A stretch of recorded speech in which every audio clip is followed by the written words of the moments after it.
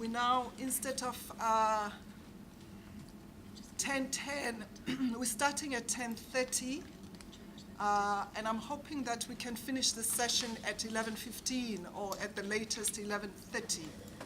And then we'll have a break, and then we'll have the second session and lunch, and then the third session, and then we'll finalize. As I said, the reason why I created some time in between was to allow exactly for this kind of thing where we had to accommodate time. But having said that, I think we should begin. And I want to go back to what we need to achieve for today, because I think we need to talk about that. So I'm the facilitators for those who don't know me. The desired outcomes of this particular session is to agree on the provisional terms of reference for the IRTC, to look at the criteria for the selection of commissioners and to agree on that, and the process of recommending 5 commissioners to the council for approval, and an input into the budget considerations. That is what we are aiming to do today. Are there any other business that is outside of that needs to be accommodated? Because I don't want us to go and then people take the meeting into another direction. Is that what we're here for, and that's what we're going to discuss? Yep. We did say at the last meeting that we would consider a co-chair. A co-chair. A co-chair in this meeting. Not for the meeting, but as part of our discussions today. Okay. Because currently there's one chair of the steering committee, and we consider the idea of a co-chair for the steering committee. Okay, sure. So is that something that would form part of this discussion? Because this is not really the steering committee meeting. I'm not following up on the meeting. It seems to me it might make sense to take that to a meeting of the steering committee rather than put it in the facilitated process to deal with those matters. But I'm not sure, I don't want to offend anybody. If people feel they need to talk about that, I would recommend that that goes to a steering committee discussion rather than be part of this discussion. Because I know a little bit about co-chairs, about that structure. So can we agree that we don't put it in here? Is that okay? Yes. Or is there, okay? So, sorry, I just want to ask, we received the document from the alumni. So where would that fit into? Because it probably straddles a few of the intended outcomes. So, how are we going to deal with the document we received from the alumni? I think maybe then, my understanding is that in the meeting that was had, there were a couple of things that needed to be discussed in this meeting, which was the terms of reference, which was the criteria for choosing, and if the document from the alumni deals with that, submissions can be made from that document as we discuss those points. Because then at least there's information that the alumni can say, this is what we want to add, or this is our view on a particular point. Is that okay? That serves the purpose? And any other people who have got other additions to what is being talked about and they've got submissions, they can make those submissions. Okay? So, having said that, I thought in terms of facilitating this meeting, I always, as a psychologist, think that perhaps it's best to start from things that we don't have hugely disagreements with, because it sets the tone on how we discuss things.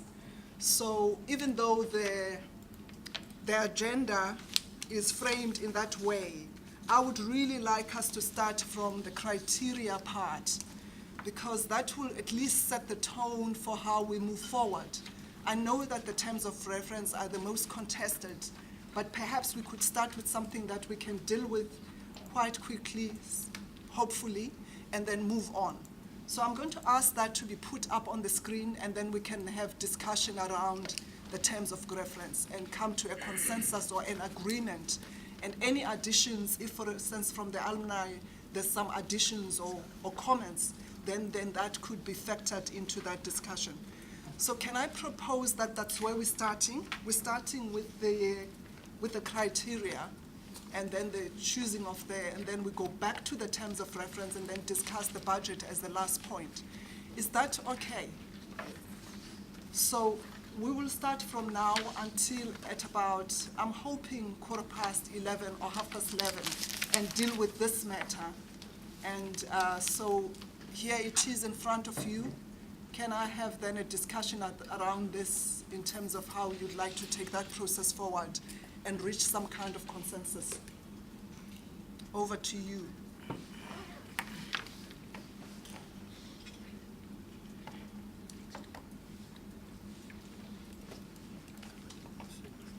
Maybe what could happen is just reading through it and just picking up any points where people have difficulties, but if all is agreed, then we know that we've at least gone through this document.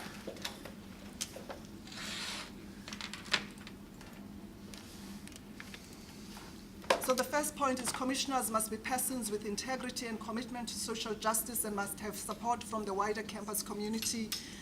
Is that agreeable? Yeah? All round? Any comments? Yeah. Yeah? I don't want to get caught up in the wording, but the last part of that sentence, where you say they must have support from the wider campus community. What does that mean? And like, how do you determine what wider support from the campus community looks like? Okay, can I please ask, because of course there were people who drafted this document, to just maybe explain what they meant by that particular part. I've got an understanding of what it means, but Yeah. I won't want to predetermine what was meant by that. Loretta?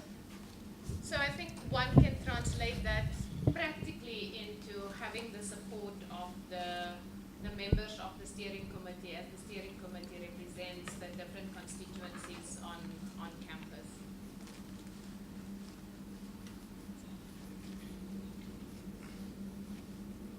Is that? I mean, it makes sense. But I'm just trying to think. So, hypothetical where you have a potentially started commissioner who isn't, I guess in a sense, popular, or has views which may be unpopular amongst the wider campus community. How would the steering committee then deal with that instance or with that scenario? My understanding, and I'm skating into thin ice trying to explain this, is that when I read that, I thought what it meant was that when the commissioners are chosen using the criteria, that list would be publicized so that if anybody has got any problems with that list, they can raise those problems. That was my understanding. Is that? No? So maybe the process that we have set up, and I don't know whether maybe we need to Go to the process. have to have a discussion about the process, is that each constituency would provide a list of 5 that in the steering committee then will be discussed and I think voted on, Shemaine, if I'm correct. So maybe we should just look at the process because a process of voting will actually take into account the fact that there needs to be, of course, support. But I don't think it raises the concern that Simon raises, that, Sure. so if a voting process may actually exclude somebody that you think should be there because of the person's view. Debbie? As I understood it, the proposal had been that we used a voting that had been used successfully once before, where each constituency would say about each person, we really want this person, we can live with this person, or we can't live with this person. So that one would be able to, you might not get your first choice, but you also don't get people that you strongly object to. So it's a way of saying it's not just first past the post, but it's about saying who are the people that all the different constituencies can live with. And I thought we had decided that, but I might be wrong. Does that cover your point, Simon? Not really. So from what I'm getting is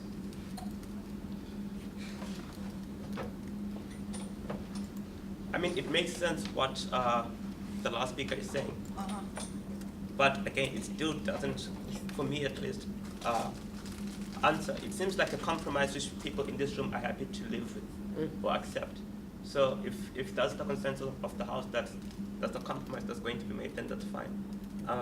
I'm just not sure how that will revert back to our own constituencies. So it's fine for people in this committee to say, we'll be happy to live with this person, that kind of thing. I am not sure whether that would be the case from people who we represent, who would want in particular to have certain people. And again, the simple point is the last part of that sentence in particular makes it difficult to bring in certain voices into the list of commissioners. And then maybe I'm going to come back to you and ask for, because I think that we need to also get to a point where we can have suggestions as to what would fix it. Next. Okay. Do you want to talk to me before I speak? No, you can. I think that what I'm hearing is a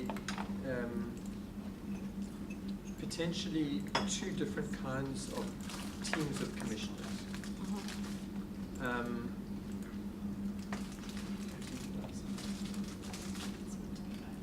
The one kind of team, and let's say we're talking about 5 people, is a team which of people who perhaps have very different views, and those views may reflect vested interests or stakeholders' views, but some stakeholders' views and not others. And that this is a team then which is representative in one sense in that it's representing a variety of views, but any one stakeholder may really only relate well to 1 or 2 of those commissioners and may have a problem with the other 3. And that does have diversity and representativity, but it's a particular kind of commission. The other model, and I think that's the second model that we had in mind here, was a model of people who would be broadly acceptable to most people. And that because the aim of the commission and the commissioners is to sort of heal the campus, to build, to be able to make findings which everyone trusts, so everyone feels confident in. That everyone feels confident that the findings of the commissioners are neutral and is not a majority of one vested interest over another interest, and is not divided and unresolved. So that it's a team that we all broadly trust to be independent, to be neutral, to have the interests of the institution and the country at heart. And so that's why I think the commissioners, the approach taken where if there is a commissioner, a name that we strongly reject or strongly opposed to, that would be unlikely then to be included. And our hope is we can find sufficient consensus on all of the commissioners. Yeah.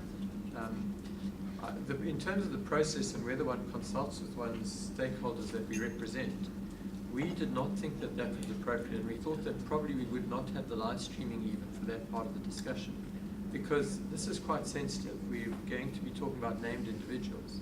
Okay. And those named individuals who come forward, Okay. I don't know that many people would be comfortable saying why they're opposed in a public forum, Yeah. why they're opposed to a particular individual rather than someone else.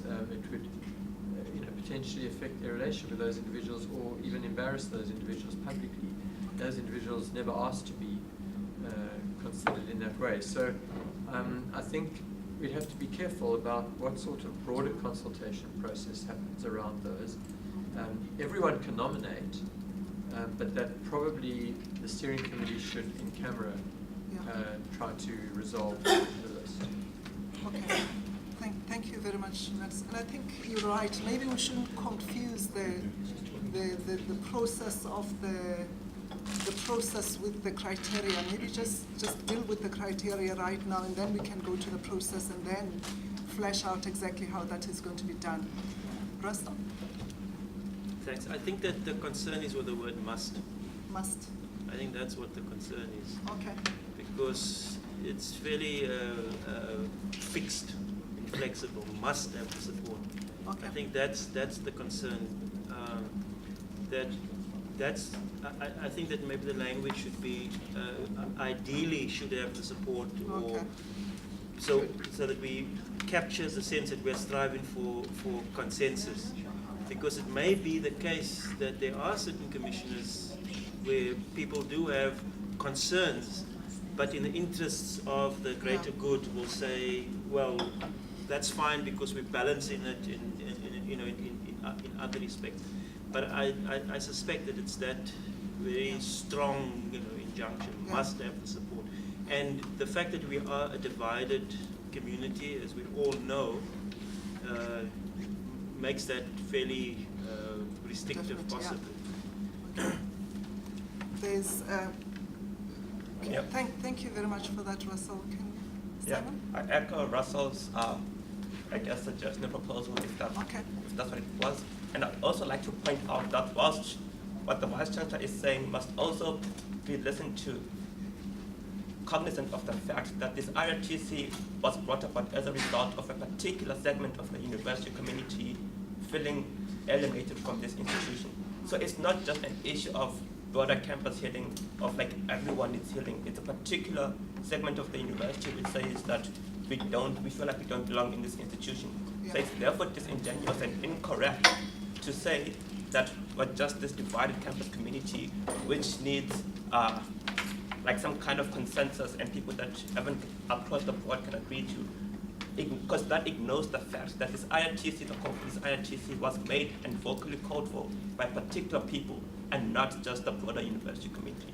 Therefore, if that IRTC is going to be effective, it must directly, as a result of whatever process it undertakes, address the primary concerns of the constituents who have raised it. And that is why then this issue of who should support or who support the commissioners must have becomes important in this instance. Because otherwise, the IRTC could have been done 5 years ago because the campus was already divided at that point. You didn't have to wait for us to put you in a chokehold to have this TRC. Yep. Thank you. Thank you for that comment. And I think that there was a suggestion from Russell about changing the wording there, and if that is acceptable, that's what we'll do. But there's a comment from you.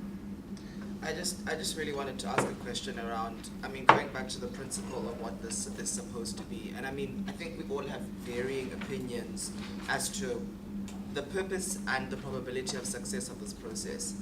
For me, I think the difference between must and should, for instance, and already the talk of sort of the compromises that one needs to make when trying to select these commissioners, for me is particularly interesting and important. I'm hearing Simon make a remark around that, there's a particular segment of the university that feels alienated and excluded, right? But at the same time, I would want to, ask around, so I hear the inclusion or the changing of must to should to have some kind of balance. I think that's an important conversation to have. And I don't know if the interchange and the moving on swiftly from this particular thing is correct. There's a sense for me, because I'm sitting here and I'm thinking to myself that yes, there was a group of people who brought about this process, but this process still needs to have some form of legitimacy, right? So even when you choose your commissioners, how are you going to ensure that they are legitimate to the different constituencies? Sure, we're a divided campus, right? But issues of consensus, issues of compromise can arguably to be said that that's what actually got us here. So for me, I don't know if I'm comfortable or uncomfortable with the insertion perhaps, or the striking of must and inserting should. I just think that just presupposes a larger battle of ideas as to what kind of flexibility that you're going to get. So I don't know if that conversation needs to precede that correction or not. And more importantly, I think it would be disingenuous to say that even students are homogenous. And I think that's particularly what gets to me, right? It would be disingenuous for us to sit here and act as though students are in consensus around what needs to be happening on this campus, even let alone black students, right? So how exactly are you speaking about constituencies? How exactly are you speaking about speaking for constituencies and representing constituencies in this space? And how is this process going to be legitimate? Because for me, I'm sitting here and I think that we're hearing a crisis of legitimacy, and these concessions that we're making without actual content, knowing what exactly that they mean, what kind of qualifications we're putting forward, just puts us further down that line. And I don't know if I'm being difficult or not, but I'm just not buying into this right now as it stands, because it remains unclear to me, and it just looks like another privileging of voices once again, and I don't know how you're going to continue explaining that. I hear you, but I just want to say something, that I'm here to try and help with the facilitation of a process that will get us to a process where we can at least agree or have consensus around certain matters that are on the agenda. And I think the point that has been raised is a legitimate point about the fact that perhaps things are not what they look. And now I need guidance as to how we move this process forward. Because where I am at the present moment is we need to discuss at least and flag those points where there needs to be further discussion about the alienating environment and all of that. We cannot discuss and conclude on those matters in this meeting, but we can look at the criteria. And I think when I read the minutes also, there was a sense from the students that this process was being kind of rushed. And whilst I understand that, and I don't want to be rushing you, but at least saying, this is what is in a document. Can we look at that, correct it, add, subtract, so that at least we've got a document to work on? The substantive issues around the fact that people still feel alienated, how are we going to get consensus? I don't know how we accommodate that in this discussion, given that we've got this to deal with. And I therefore need some guidance. So having heard the comments that have been made, and I'm not going to rehash any of them, what is the important, is it very critical to have the support of the wider community, that segment of this criteria?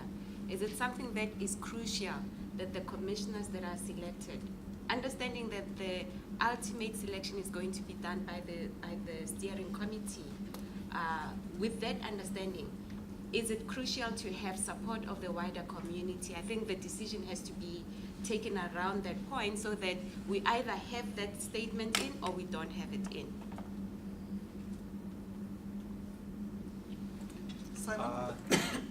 I mean, so obviously to some extent this needs to have some kind of legitimacy, and I guess that's like this idea of why compromise is important. So I don't think that's necessarily the question to answer. It's simply an issue of saying if they must have support from the wider campus community, it's presupposing the fact, right, that the wider campus community, whoever that is, whatever constituencies they may be, right, it presupposes the fact that those people are vested in the process or the outcome of this IRTC. And again, just looking at who has been pushing or calling for this IRTC, that's not necessarily the case, if that helps answer that. What I was going to suggest though is, again, it's that the must is, I think the wording is important. It's not just a matter of being pedantic. The words are important. So it's too fixed and rigid and makes it as if you don't have the support, whatever that means, then you can't be a commissioner. And again, I'm saying that criteria is going to disqualify certain people who may be commissioners who may actually address some of the concerns raised by students. Can I suggest as a way forward that we try to see, because I think there was some agreement on what Russell had said as a way of amending that. Not that, I mean, that goes, because this document, this is another iteration, that doesn't mean that it's fixed. That we try to put that in and see how that works. Given that, I mean, there's still going to be questions around the legitimacy of this process. And I think that's a point that needs to be discussed. But just because I think it wasn't should, it was. I just wanted to suggest also another modification, that the word community is also too amorphous. And the way we constitute it here is really on the basis of constituencies. Yeah. And so I think the language is that it ideally should enjoy the support from within the university constituencies, because community is too ill-defined, and constituencies are much better able to reach consensus and compromise than a amorphous community. Can I have those suggestions, and then we can, I note you, yeah? Chairman suggests that we just completely strike the sentence after social justice. So everything that comes after the conjunction and needs to, I actually don't see its usefulness. If people can agree to the fact that commissioners need to have integrity and a commitment to social justice, if you have consensus, or if you agree on those qualifications on what kind of people those are, right? So if they actually stick to your values, right, that you're trying to place on them, and they meet all these other things, I think it's the problem of wider, and as I said, like the wider campus community support, or if, any kind of litmus test of support, you're going to consistently run into the problem of how do you test the support. Okay. And I don't know if that's actually useful even in trying to narrow down people that have some kind of valuable contribution to make. So I would suggest just strike it Okay. actually. So there was a suggestion from Russell that the word community changes to constituency, and then there's a suggestion that in actual fact perhaps that sentence should stop after social justice. So it should read, commissioners must be persons with integrity and commitment to social justice, full stop. And then the rest is eliminated. That's your suggestion. I would still think that indicating the ideal support of the different constituencies is important, to the extent that it requires those constituencies to engage among each other about these commissioners, whether even if it is taken for granted that they have integrity and they are committed to social justice, but it doesn't leave it open-ended. It still, for example, takes into account that there's never going to be a perfect candidate. Whatever candidates for for commissioners we're looking for, there's something that one constituency will find objectionable, but nonetheless, after exhaustive engagement, that or those candidates will enjoy support, varying support. Again, I'm not sure that we'll ever find, there are no saints out there that we're going to find and who will fill these positions. We're going to find human beings, and human beings have failings. Okay. Thank you very much. Snowball, and then back to you. I agree with what Dr. Mogawat is saying. And also, I will synthesize that with what Dr. Ed was saying in terms of striking perhaps must to should, because I do think there needs to be some indication of who this is against who and who is supporting who, right? I think that if we were to just strike it off at the end of social justice, it may hit back. Yeah. Because then we will find ourselves now in a situation whereby we argue here, say if this particular group doesn't agree on the commissioners, it will be like it will just be an argument of this room, but perhaps there needs to be some indication of who is supporting who, perhaps, right? But again, perhaps the must is exclusionary to some, but should, I think, an indication of support is necessary.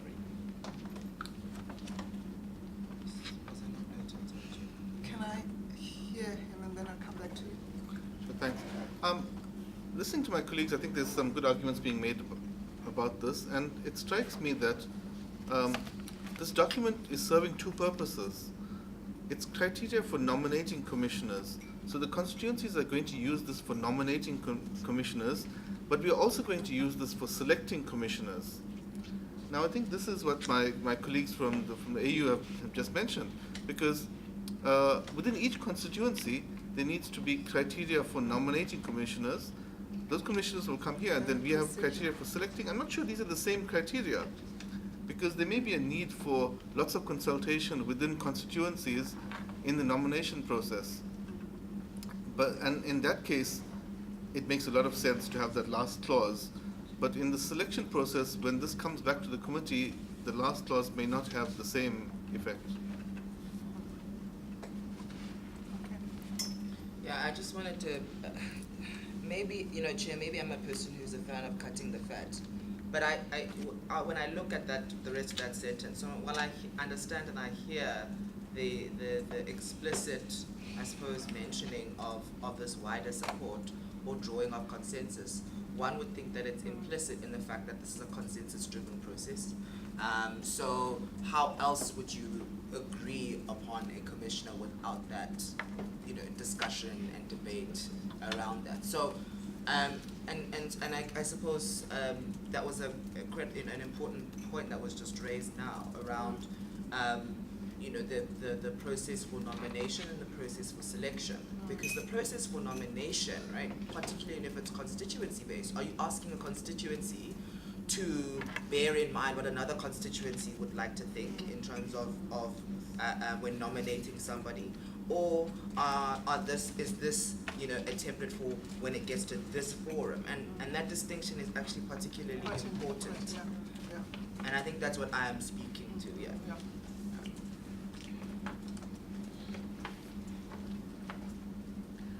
I heard Rory Sang saying that this is a consensus-based approach. I'm not sure that we agreed that. Maybe we did and I missed it. But I just want to check that, and I'm not necessarily in agreement that it is about consensus at all times. If we could work with consensus, I think we wouldn't be sitting here to begin with. We're in an institution where there's a all-round acknowledgement of a problem, and that problem needs to be addressed. And part of addressing that problem is about dealing with aspects of the institution that refuses to change. And so if a consensus means everybody must agree at all times, then we actually won't get anywhere. And I think we're then voting for not having this process, because we're going to end up not having agreement. We have to be open to having agreement, and sometimes making decisions where some people do disagree with what the decision is. Sorry, can I intervene? Can I respond? It was a question that was directed to me, the ball, my point. Okay, respond, but I'm not going to allow too much of the response, but you can. Just as a point of clarity, if I recall very clearly from the first meeting, one of the very first things was the issue of consensus. Yeah. And it must also be said that consensus does not mean that everyone needs to agree. No. So let's understand what consensus means, and not getting to decisions by consensus means. It means that there is some kind of, there will be instances of concessions being made, but it doesn't mean wholehearted everyone is happy all the time. So, but that was something that was agreed to. Yeah. Loretta, thank you. So I think Hussein has raised a very important point, is that when a constituency considers a commissioner that they want to nominate, should they be taking into account the notion that this commissioner must have the support from the wider campus community. And to my mind, that should not be the case, but that should really be something that should play out once there is a selection process.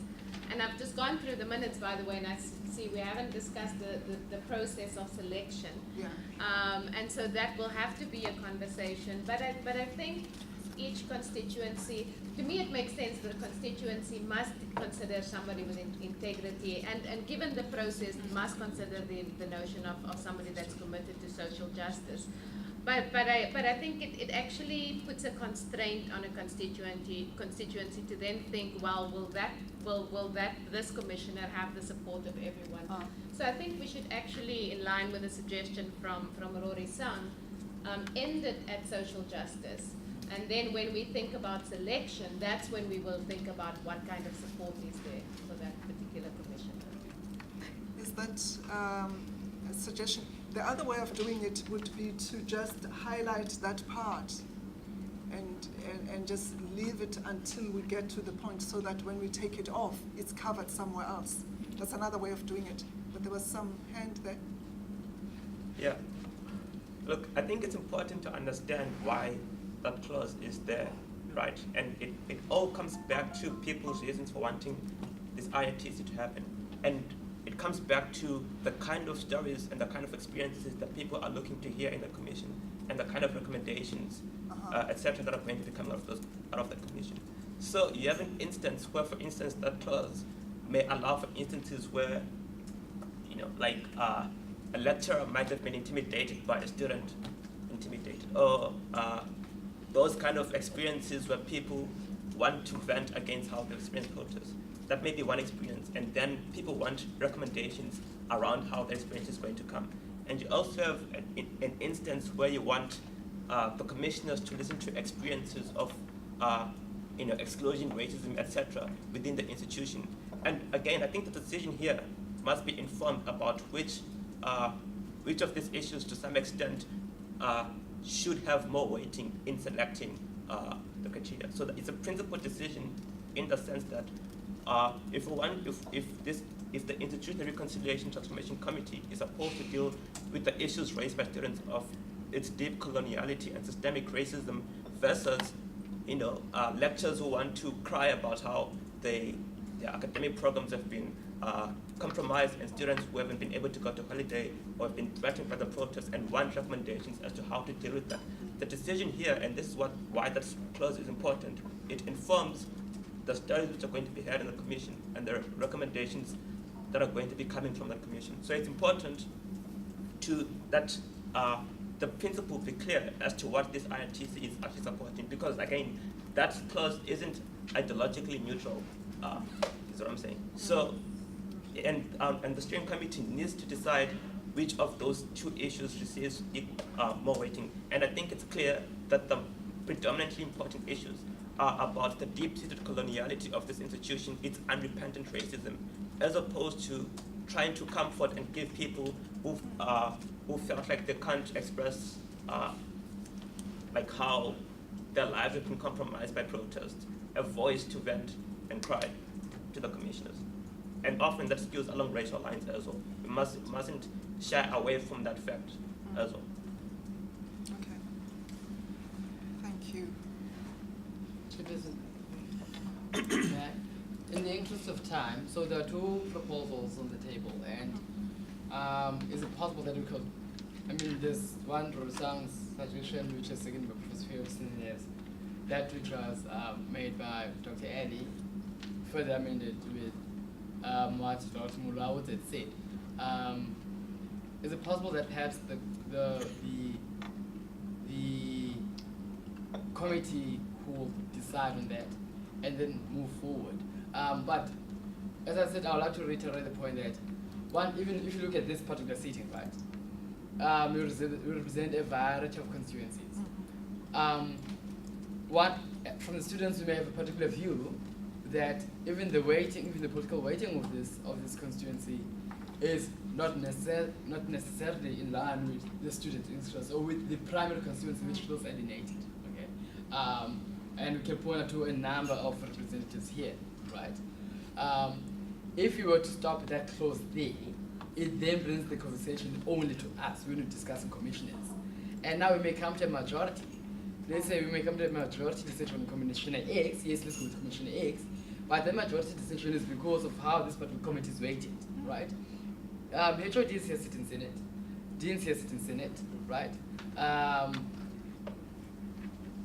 Or the point is, even this view, in terms of its own representation, there isn't that much, like, the minority-majority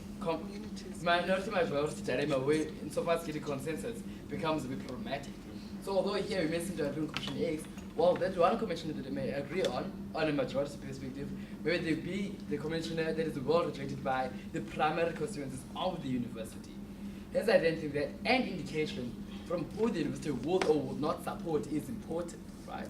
But I'll then leave it at an indication rather than like there needs to be explicit or express support, because the university itself, I mean, if you look at the primary consensus, when you speak about the minority that holds the university ransom, what is that minority? It is the black majority at UCT, right? But they are the minority.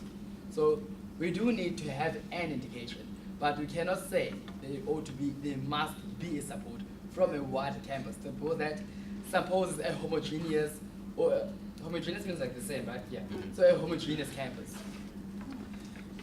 Can I just, in terms of trying to move this forward, because I think we can sit and debate it around and around in circles.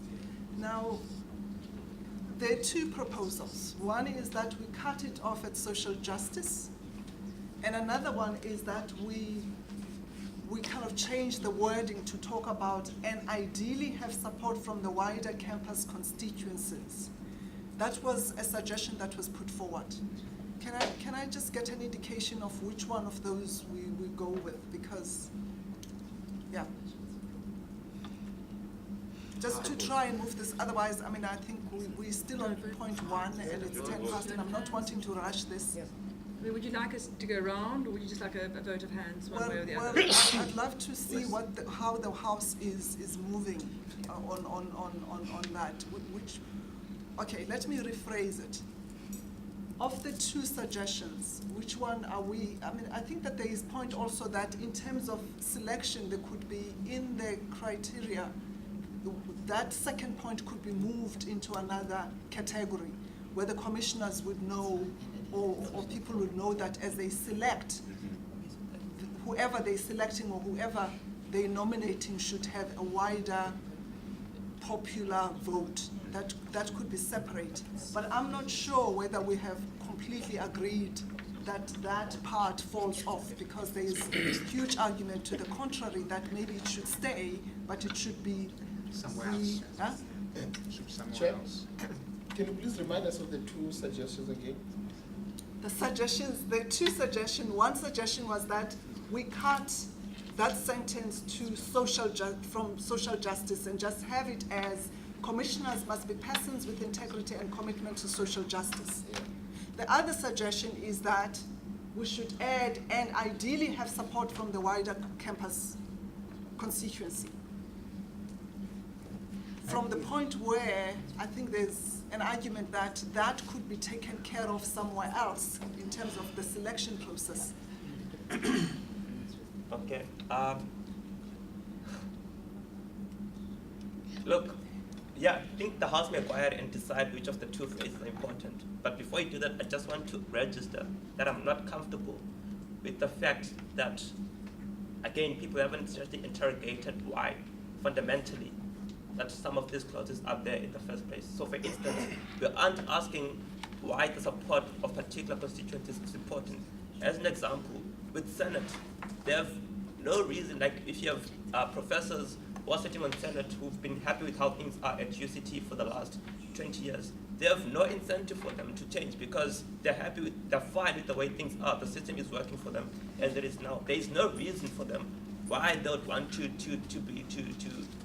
support a recommendation, for instance, which might mandate a particular composition of Senate or professors such that there perhaps a certain percentage of Senate must be black professors, as an example.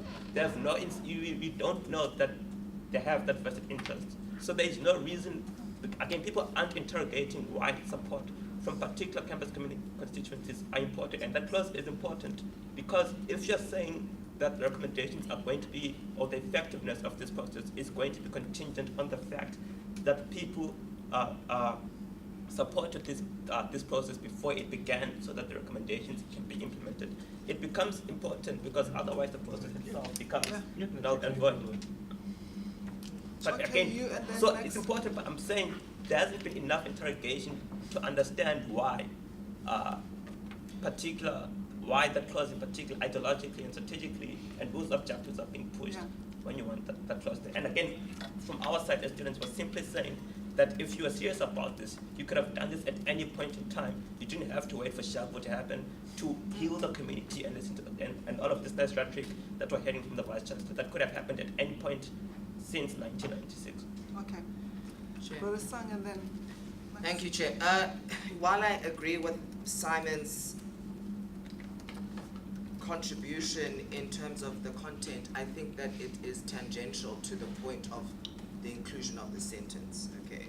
So I think while we can all agree that different constituencies have differing views, I think that it's actually very problematic to constrain a constituency in if they have to make their choice in relation to other people's choices.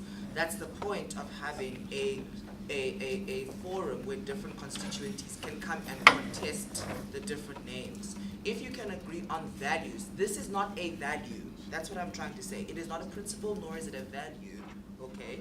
For me, what it reads is it's a constraint on how someone selects a choice. So for me, if you're going to want to be democratic, if you don't want to be democratic, that's fine. But trying to place someone, restraining people's choices in relation to other people's choices is anti-democratic. That's the first thing. And the second thing, so as I said, I agree with some of what Simon is saying, right? But I don't think it's actually applicable here, or it's relevant rather, right? We're trying to understand right now a process for selection of these commissioners, what kind of values that these commissioners hold, not necessarily that if people have vested interest. Of course, people have different. This is a competitive space in terms of ideology. So even to place the expectation out of this process for there to be consensus in constituencies before there's consensus here, I think is going to get us into a lot of problems. Mr. Max? I just want to have us all part of the same conversation. You can't listen to talk. Okay. I'd like to make two suggestions. The first is that we should change this to being the criterion for selecting commissioners. It's actually not so important to have a separate list of criteria for nominating. In some senses, people can nominate whoever they want, and we shouldn't put constraints on that. But knowing what the criteria will be that the steering committee will use when we come to the selection will inform who they nominate. And I think it would be sufficient to have a list that is the criteria for selecting commissioners, which we will use in the end. And that will take away this concern that people are somehow constrained by having to think, well, this person will be acceptable to other people. They might think about that because they don't want to nominate people who've got no chance, but it's sufficient to have one list about selecting. If we can agree on that, then although I disagree with much of what Simon says is the background reason for this, or the way he categorizes Senate and other positions taken, I do think that where I agree with him strongly is that we're trying to create a body here that will have legitimacy, and that whose views and recommendations will have force. And that legitimacy, that authority, that force depends on there not having been rejected a priori as people who come with such a strong vested interest or such a strong ideological position that the decisions were made a priori, that no one really had a fair chance to make a case. And it's in that sense that we, I think, want all of the commissioners to have the support of the wider community. But I think the way it's now phrased is good, that amendment. Ideally, should have the support, and it's indicating that it's not unanimous support, that there may be one commissioner that we decide to choose because they really bring something special into the team even though the majority doesn't support them. You know, we don't want to be too restrictive, but I think that that would capture it if it's clear that those are the selection. That's a list for selection. Okay, do you want to say? So I think just in the interests of moving forward, Yeah. maybe people who haven't spoken, we could just say which of the two proposals we support, and you can get a sense of where we are. Can I get an indication, the first proposal is for the sentence to stop at social justice. Can I get an indication of who supports that?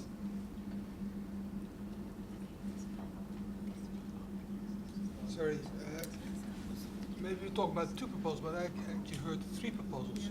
One, and the third proposal is to change this from criteria for nominating to criteria for selecting commissioners. So what are we talking about here? All criteria for selecting commissioners. Okay. Okay. Can we then go back to what is suggested, that this gets changed to criteria for selecting commissioners? I mean, is that agreeable? Yeah. Yeah. And in a way, then that will take care of the wording. Yeah. Yeah. So we change it to criteria for. Sorry about that. For selecting commissioners. Can I then just? Are we then now in agreement that that first point, would work under that heading, or is there still some problems? Yes, Chair, my only issue which is very much semantics, not comfortable with the word the wider campus constituencies. If you can just keep it at the wider campus community, because when you say constituency, there's this thing that people think that they have to please other constituencies on campus. But if you just keep it at community, then you might ease certain anxieties. There's a proposal on the table. Is that acceptable? I mean, I would, on a theoretical level, I second, again, this is up to the House, I second negotiate suggestion. But again, wider campus community, who is that? What does that mean? Yeah. It's a simple question that people don't want to engage with. And Yeah. this is UCT, and we all know what the demographics of this university are. I mean, that's just, so of course it makes theoretical sense, or whatever. But it people opens are, it up. are deliberately, I don't know if it's deliberate or whatever the case is, but are choosing to ignore the context within which we're finding ourselves. These aren't recommendations or criteria coming which are going to be enforced in a vacuum. Yeah. Thank you. Yeah, thank you, Makuda. I support what Simon is saying. I think in particular, since we're assuming that there, or would think there'll be different kinds of information and feedback given to the commissioners. It would be interesting to really presence, what kinds of constituencies are articulating what kinds of views as well. I think that will really reveal a lot about this sort of imagined space that we're in. So I think it might be an important thing to retain constituencies. To retain constituencies rather than go to communities. I support the same. Okay. Do we have an agreement on constituencies? Roughly, I think I can see that people are nodding their heads. Thank you. I'm sorry, I'll have to move us forward. Yes. Yeah. Can I go to the second point? Commissioners must be independent from UCT, but may include alumni, thus no current staff or students are eligible. Is that agreeable? Yes. Yes. Okay, thank you. Number 3, commissioners should. Simon. Just what does independent mean? Yes. What does independent mean? It's the second sentence that qualifies what independence means. In other words, no staff or students. No. That's what it's No, but mentioned. so, like, if your cousin or your uncle, but isn't a current staff or student, like, what does that entail? Like, what is the relation that these individuals, like, what does being independent mean? Okay, Simon, I completely get your point. Do you have any suggestions as to how we can change that independent to reflect what you're worried about? It just needs to explain, there needs to be but it's a simple point so that we don't have this issue going forward. People just need to have an understanding of what independence means. So can then this selection criteria for selecting commissioner have something at the bottom, a footer that actually explains what we mean by independent? Because then that takes care of the language that may be misunderstood. Sure. That's my suggestion. I think, as Prof. Russell said, the second sentence does allude to what we mean by independent. But I think what we need to discuss maybe is what we need to discuss maybe is that sentence enough when you talk about an independent person? And I feel that from someone is suggesting that it's not enough. Yeah. But I don't think that we need to add something at the end. We need to just discuss that because there is an allusion to what we mean by independent. And I think then we can discuss whether that is sufficient or there's some addition to that we need to add. Okay, let's go forward. Well, that's why I was going to propose we change the word independent to say commissioners must not be formally associated with UCT, but may include alumni. Thus, no current staff or students are eligible, because that's the essence of it. Is that, does that? No. That's what we mean, isn't it? We don't want staff or students. Yes, we agree. Okay. There's more to it. Okay. Rorisa? Chair, one thing that I really thought about is the fact that we have a number of university structures that have people who don't qualify under that. I mean, if you look at council alone, right, you've got people who are independent of the university but are now not necessarily independent of the university. So, in trying to expand that second part of that sentence, when we're referring to independence, surely it needs to be as wide as any kind of formal, as what Russell is saying, any kind of formal association. I wouldn't say staff or students, because that puts a qualification on what that formal relationship means. Yeah. I would just say formal relationship with the university, because that covers all your bases. Okay. So there's a suggestion to put it in the way that you have said, Russell, that it reads as should preferably have experience in. No, wait a minute. Must be. Should have no formal association. No formal association with the university. Yeah. But may include alumni. But may include alumni. But may include alumni. Thus, no current staff or students are eligible. Max? I thought Rorisang was suggesting we delete the reference to current students or staff. Yeah.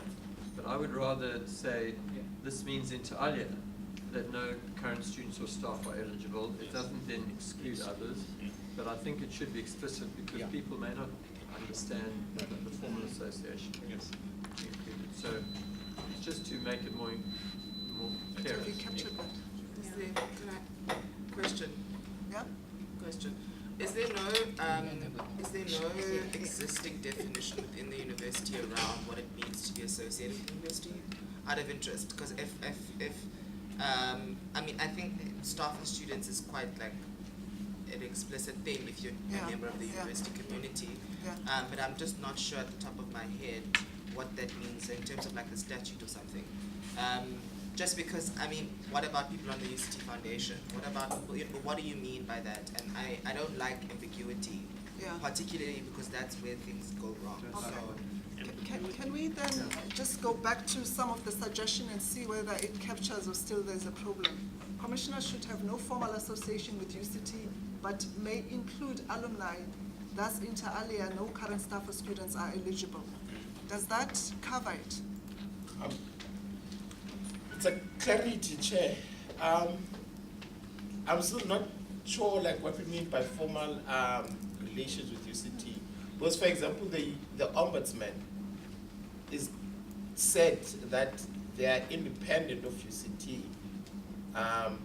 So I don't know if what we mean by that, are we saying that the Ombudsman is outside of what we're talking about? Okay. And that's because also even in council level, there are certain people who are elected into council who are not, when they're elected into council, they're independent of the university. But I'm not sure now, when we talk about that clause, are they currently, as they sit in council, formally representative of the university or? Okay, can I ask Debbie, are you going to respond to that? Yes, I mean, Okay. my suggestion with formal association, I agree, is just too vague. And I would say no staff, no students, no members of UCT committees. And that covers the foundation, it covers council, it covers everything else. It doesn't cover your cousin and your brother, and I don't know how one begins to cover that, because people have relationships of all different sorts at different levels. But I think that this is not saying that you therefore have to accept the cousin. It could still be raised as a problem when we discuss it.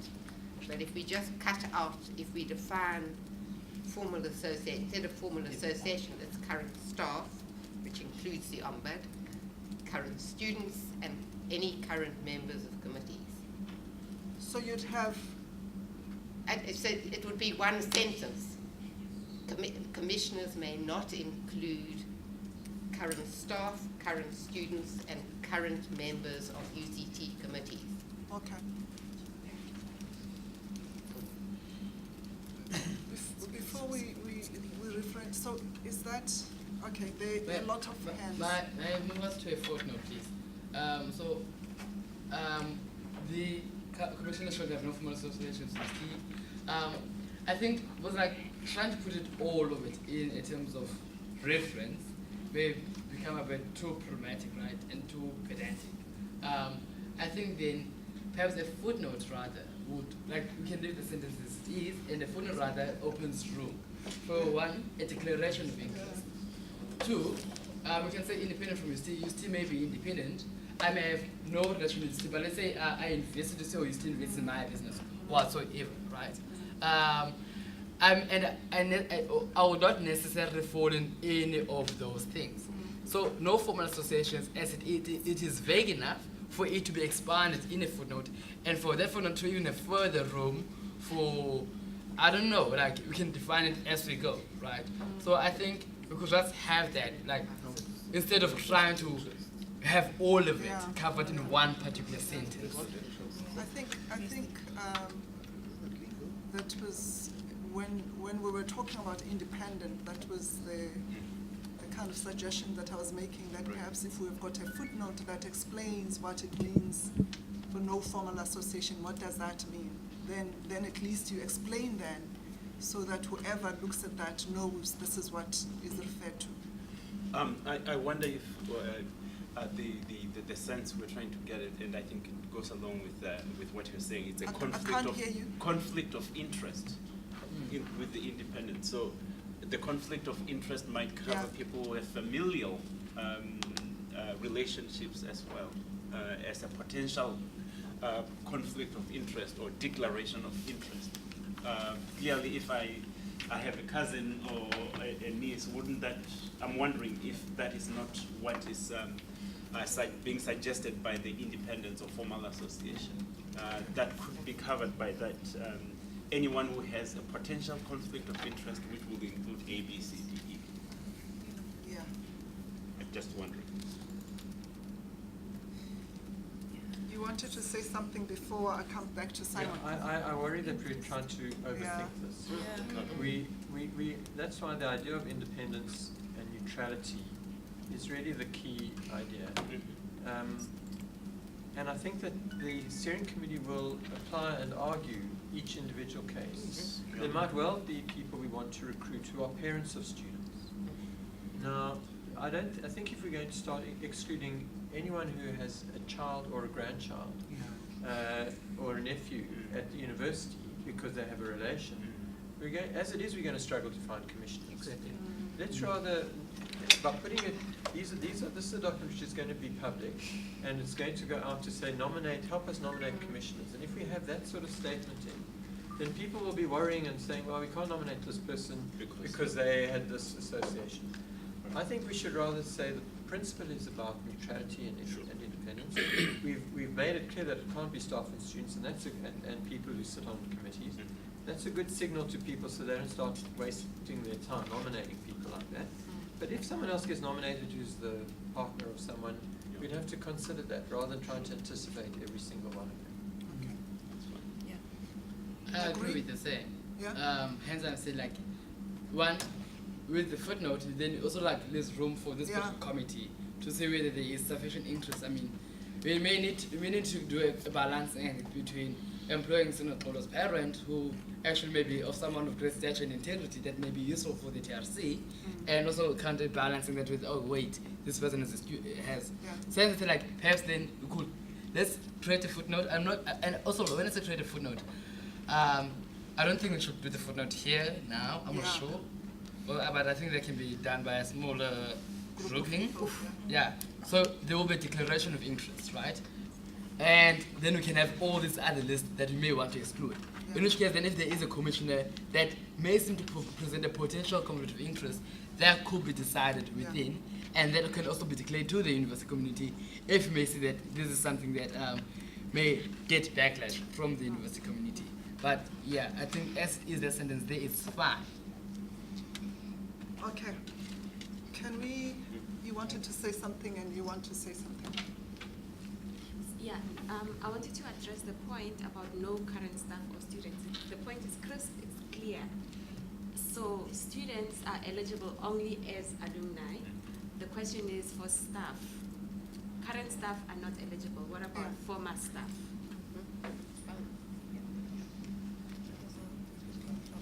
In terms of eligibility for former staff. So students are okay as alumni, but what about staff?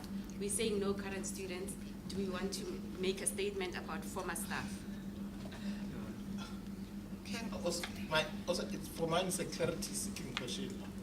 Stokolo talks about the footnote. Are you saying that the people that are going to decide on what we mean by independent is another subgroup from and apart from us? I mean, we can do it here, right? But I mean, or we can just. Really, it's not that deep. It really is not that deep. It's a mere clarification paragraph of what you mean by independence. And I think we get some idea of what you mean here, right? I have no problem with it being done here. The chair can decide. I have no problem with it done by 5, 6 people, just clarifying that.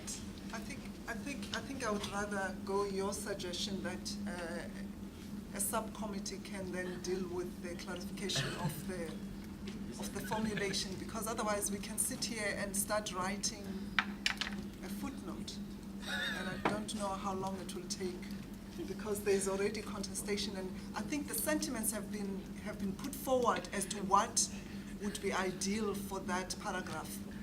You are having a good laugh, so maybe you should say something. So I think, like, the question of who, I think that's a very tricky question. Maybe it can also something we can discuss here, or the steering committee itself can discuss. Because the last time we did subcommittee just didn't work, and we agreed that no more subcommittee. No more subcommittees. Okay. So yeah. I'm thinking that we need to acknowledge, and to me it feels like the same point of before. We've got to recognize that we have differing viewpoints.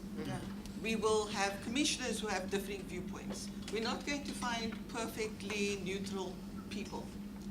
So we're trying to ensure that there is a fair amount of a lack of conflict of interest, that there's a fair amount of honesty and open-mindedness in the people that will be our commissioners.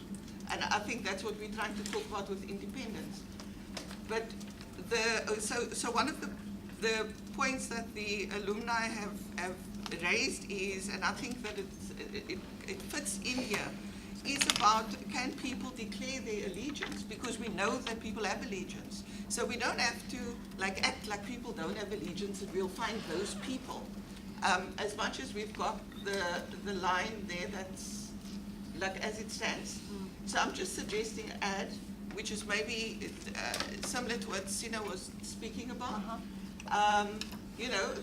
That as a footnote, we could be saying people declare their allegiance, they declare any conflict of interest. That is a reasonable thing for any committee and structure and appointment committee to make. You ask people when you employ people for a job, when you appoint them, to a temporary commission or a committee or review process or whatever, you ask people, what are the interests? What, you know, where do they stand in relation to this? I think that if we were to do that, then we'd be meeting that. Yeah, and then there's a responsibility that we all have around this table. And that is to see that we make a good decision, which means I must also do my own homework.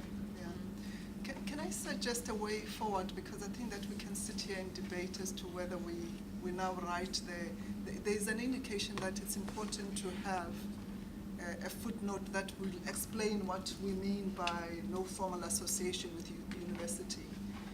Can I, because there has been a proposal that a sub-steering committee was formulated and it didn't work, or somehow didn't go as well as people anticipated. If that's the case, is it possible to have members here commit to, in a break, to try and think about what that paragraph should look like? And then when we convene, and then they can suggest what they have put together, because that's the only way we can do it. Otherwise we can sit here and say it won't work outside. Maybe we should just have representation from every constituency here to sit in a break and construct that paragraph that would then be the footnote as to what it's meant by, and it will encompass all the points that have been made. You know, people will declare their interest, people will be independent in this way and that way. Can I suggest that as a way forward? Is that acceptable? It is, Chair, but the last point is a new point which I think is a much more controversial one, and I don't think we should simply accept it. That's the point of declaring interest. That one, I think maybe we can just ask for it to be drafted without that point. Yeah, okay, okay.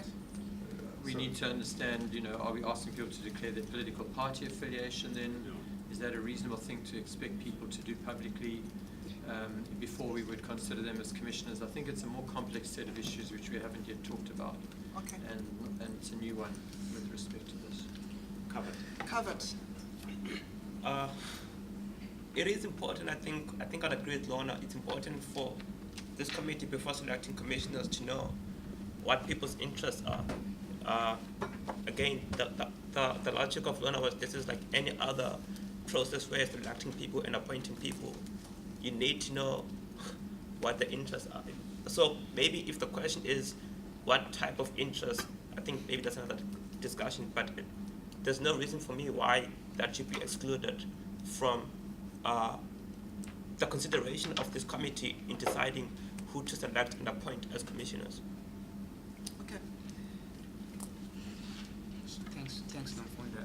I think I'm going to move over next to Simon or Resang for you to see me. That my hand has been up for a while.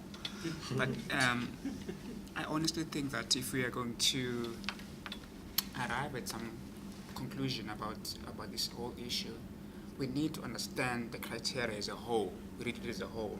This issue of going it by point is problematic for me. Because I agree with Max, if we are going to interrogate each and every criteria, we might just end up with no commissioners. And we are talking about people here. We are talking about people. These commissioners are people who have particular set of values, who have integrity. They will never get involved in a process which will compromise themselves as people with integrity. So we should be careful that in our interrogation of each and every criteria, we do not find ourselves with no people fitting our understanding of what this commission will be. And one last point for me is that I think that very first bullet for me is I'm happy with it, but I think it should have been it should come right at the end. As wider acceptance, support from wider campus constituencies. After having interrogated all the criteria, I think that point should actually be the last point. But I think we should be careful as this steering committee that we do not shut the door on possible candidates who can actually help us take this process forward. Because we have to move on and we're already 10 minutes over the time that I had allocated, we're going to take a break, but we can continue. Yes. Can I then suggest that, and points taken, that we do, because I do think that it will help to have a group of people who are going to work on what that means, because that may help us just move forward. So can I have a show of hands as to who would be part of that, so that those people can then look at the explanation footnote. I forget. Are you part of that group? Can I have other people from the other constituencies, please? It will help to have a representation from each constituency to be part of that, so that then you have half the I committee. think 2 is enough. Huh? 2 is enough. But otherwise, you have half the committee. Okay, sure. Okay, sorry then. 2, 3 people. So there's Simon, there's you, and then did you raise your hand as well? He said you Oh, wanted no, I was just saying I'm the only one in my consistency. Okay, sure. So, no, thank you. So can we then task those 2 to do the footnote and work out some magic and bring it back to us? And I take the point that you say that if we go through this, because we've already started, I'd like to just continue and see if we can go faster. So commissioners should preferably have experience in restorative justice processes, e.g. have been part of the Truth and Reconciliation Commission. Is that okay? No contention around that point? Going forward, ideally the commission should include at least one person with legal expertise, e.g. a judge with an appreciation for social justice and transformative constitutionalism. Is that okay? No? Can we talk to that? Look, this is, I mean, yes, right? We do want a combination of legal expertise because UC has been found wanting many things, like the many things which I think were just illegal, right? But the institution can ride on them because of their power, yes. But 2, where it can, the thing is with the judge is that with them is, well, the law says this, and I will judge and advocate all these actions based on what the law says. It's very in black and white, right? And if we're contending that, look, we find reason for us, we question the entire legitimacy of, let's say, the Handbook 3, or the Constitution itself, mind you. Many people have called an entire house, have asked for an entire scrapping of that entire document and starting it from afresh, right? Getting someone from, let's say, the Concord, who so vehemently believes in that particular document, right, may prove a bit to be problematic. So I don't know. I mean, I'm not registering a vehement objection. I'm just registering a concern, I think, which can be considered by the community, because I know that one particular constituency may have a problem with a legal person because of how they tend to read things. Okay.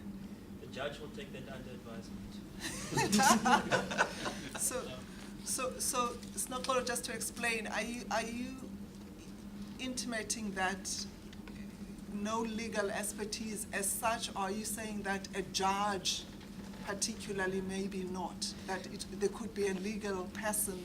I don't know what I'm saying. I don't know what I'm saying really, because I do feel the need of, yes, there should be a legal person, right? Yeah. Because I feel like it will work for us, because of the things that have been done. Yeah. But at the very same time, I feel like there's this other concern, right? Okay. Hence, I'm not giving you an interruption. I'm just telling what my concern is. Okay, sure. I get your point. Can I hear from you and then you? Yeah. Look, I think the issue is you need to balance out the different approaches that the commissions are going to have. So if you have a legal expert that comes with a particular frame of thinking and a particular way of applying your mind, so that becomes a concern where you're going to have, and again, the law and legality has a certain weighting that certain other approaches don't necessarily have. So, because the law is the law, people think, that judgment or recommendation will carry more weight as opposed to a recommendation from a sociology expert, for example. So I guess the concern is because that is particularly mentioned as a criteria that at least one person must have this particular background. It becomes a question of giving additional weight or additional preference or priority to this one understanding or approach to the commission, thereby and by effect, or the effect of that is to devalue the weighting of, or at least, even though not intentional, the weighting of other approaches which don't have like the legal authority and power. Their recommendations lose effect. So for me, that's the main concern. And I guess on an ideological level, this thing of transformative constitutionalism, people need to explain what that is and why there's particular reference to the Constitution. I think, especially because you're saying you want a legal expert, chances are that by law they are required to work within the confines of the Constitution anyway. So why is that, those last two words, why are they added there? What do they mean? And it's also not to ignore the fact that, especially amongst the students themselves, there's a particular relationship between the Constitution. Yeah. Okay. I'll say that for now. There's a hand there, and then there's you. No, if I remember correctly, the discussions from the beginning was that the commission should not have a legalistic, there should not be a legalistic dominance. And that bullet point was to suggest that, again, if we're going to have someone with a legal background, it will not be a narrow legal background, but one that has a much broader understanding of what the law is. And the constitutionalism, as I understood it, wasn't simply that one believed in constitution, but understood what that very idea of a constitution means in a broader sense, rather than an isolated, narrow sense. So the definition of the legal background by this broader context of understanding the law beyond merely a legalistic one was intended to, A, remove the current obsession. Well, that's how commissions by law are required to have a legal understanding of what constitutes evidence, but to have someone who will have a much broader sense, so that it does, maybe it's not sufficient. As formulated, at least the way I understood it, it was intended to exactly avoid a kind of narrow legalism. Yes. I think there was a hand there, and then you had a hand up. Thank you. My quick thing is, I wonder what the relationship of that bullet point to then how the terms of reference discussion turns out, because one of the sticking points last time was this thing about, the boundaries of legitimate protest and all of that. So, so if you have a term of reference like that coming in, and then someone who has some sort of legal expertise, then they become bound, so then the kinds of askable questions become, and it frames a particular relationship to Sharkville and what students do, whereas I think we're trying to do something a bit different. So I just want to flag that in relation to a discussion that is to come. Okay. And I also think if we say example, a judge with, etc., why, if example, it could be, other examples could be there, right? So maybe we need to make that thing explicit, not just simply as an example, but a very tested sense of what exactly it is that we want. And if there are other things that could be examples and we want those things, then let's add those things. Okay. One was just going to say that I think Sino's concerns are covered when you look at the entire document in whole and not just in the bullet point. Because even the bullet point itself does say at least one, which is the understanding that not the entire commission is going to be filled with legal experts. So just one person outside of the entire five is going to be a legal expert. And even that in itself, as my colleague said, the idea of transformative constitutionalism is not someone who's just a legal expert, but someone who knows the law, but in relation to its implications and so on. So I do think that it's not that much of a big deal, because it is, if you look at the entire document in whole, it is covered. There are other people around restorative justice, the people around the issues of race, gender, LGBTQI+, So the in whole, Yeah. we are not just reduced to legal experts, just one person amongst the five. Okay. I think point taken, and your point? No, Fundo, I'm just going to refer Kwesi to one bullet there, which I think addresses his concern, but I think we'll unpack that point when we get to it. I think that bullet which reads, commissioners must have at least 10 years experience working in society and experience in engaging with complex institutions. I think your point should also be raised there. I think it's important. Okay, sure. Can I then suggest that we, because I think the point that has been made that if you look at the entire selection criteria, there are different expertise that are being flagged, and now we're getting to that point. Perhaps we could just, put a question mark there, and we can come back if people have got a problem with the judge. But I'd like to just proceed and say at least one of the commissioners must have understanding of an experience in dealing with trauma. Is that acceptable? Yeah. Okay. Yeah.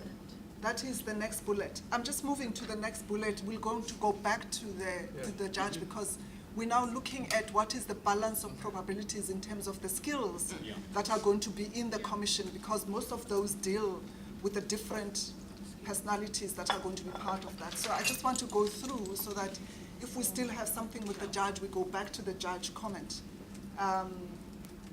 Commissioners must possess demonstrated sensitivities to issues of race, gender, ability, and LGBTIQ identities. No, I did read that. Oh, okay. And I asked if that is okay, and people said that was okay. Okay, maybe we go back. At least one commissioner must have understanding of an experience in dealing with trauma. Is that okay? Yeah. That seems to be okay. Commissioners must possess demonstrated sensitivities to issues of race, gender, ability, and LGBTIQ identities. Is that? That's no okay, problem? Chair. Just a correction because it can become insensitive if you get it right. Just on the LGBTQ, it's LGBTQIA+. QI? Yes, QI. Intersex. I? A. Plus. No, A is in Capital A. Yes. Plus. Yes, you can. Plus identities. No, no, plus. Yes. Wow. Okay. Okay, plus sign. No space bar. Huh? No space bar. No space there. There we go. Yeah, there we go. Yeah. Are we in order? So that is that. Any contention around that? That is that. Commissioners have at least 10 years experience working in civil society and experience in engaging with complex institution. That's the point you were making, that you were saying it refers to something that was being said. Maybe I should start from you. So, Chairperson, just the question about the 10 years experience seems to be rather arbitrary. It's like making the decision between emergent versus established people who have worked in these organizations. Yeah. And I mean, you can't make a judgment really, and it also could potentially be ageist. So you might have some really great younger people who have qualitatively a lot more experience than computes to 10 years, if that makes sense. So the question is on the years. There was another hand there. It's covered. It's covered. And then your hand? Covered. The must, again, why? The must. And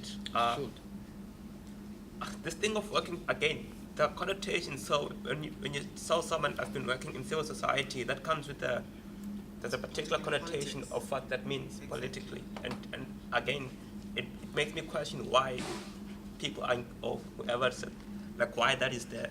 So it's just a question of clarity as to what that means and why that has been expressly stated as you must have worked in civil society.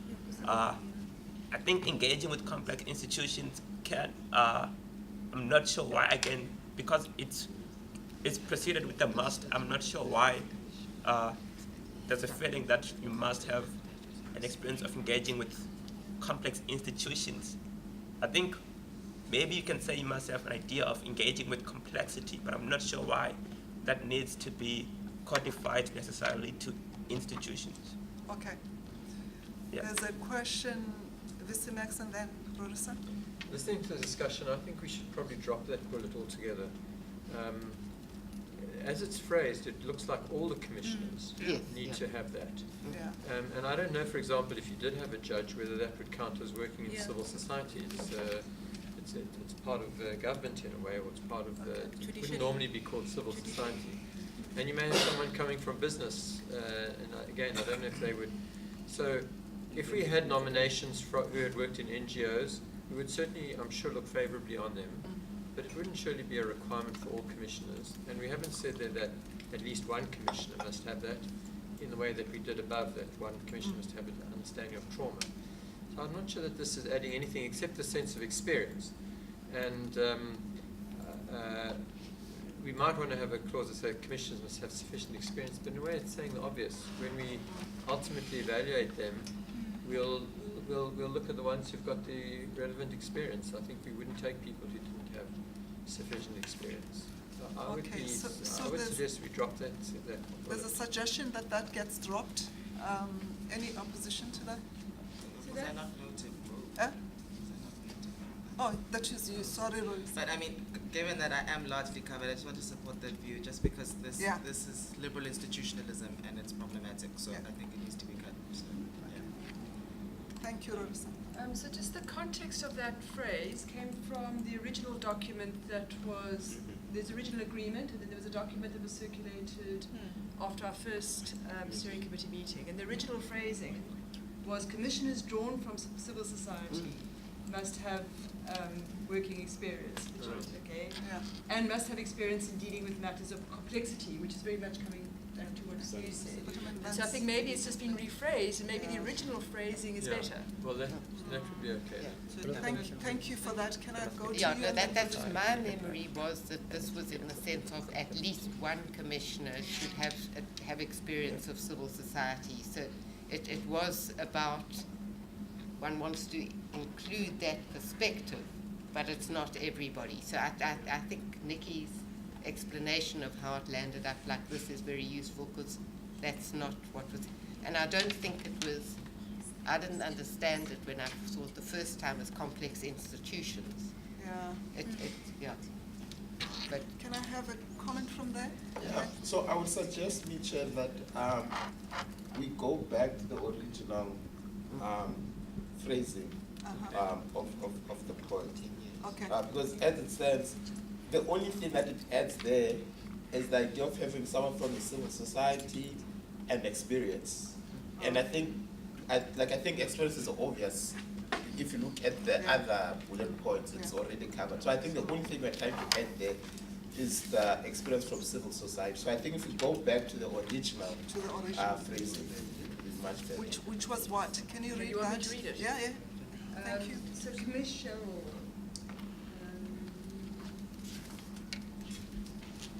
Sorry, okay, I found it. Commissioners drawn from civil society. I think so. The original one must have at least 10 years working experience, but maybe that should be rephrased. So must have experience. Just read it as it was. And then So what was the original? I'll read the original one and then we can rephrase it. Okay. So commissioners drawn from civil society must have at least 10 years working experience.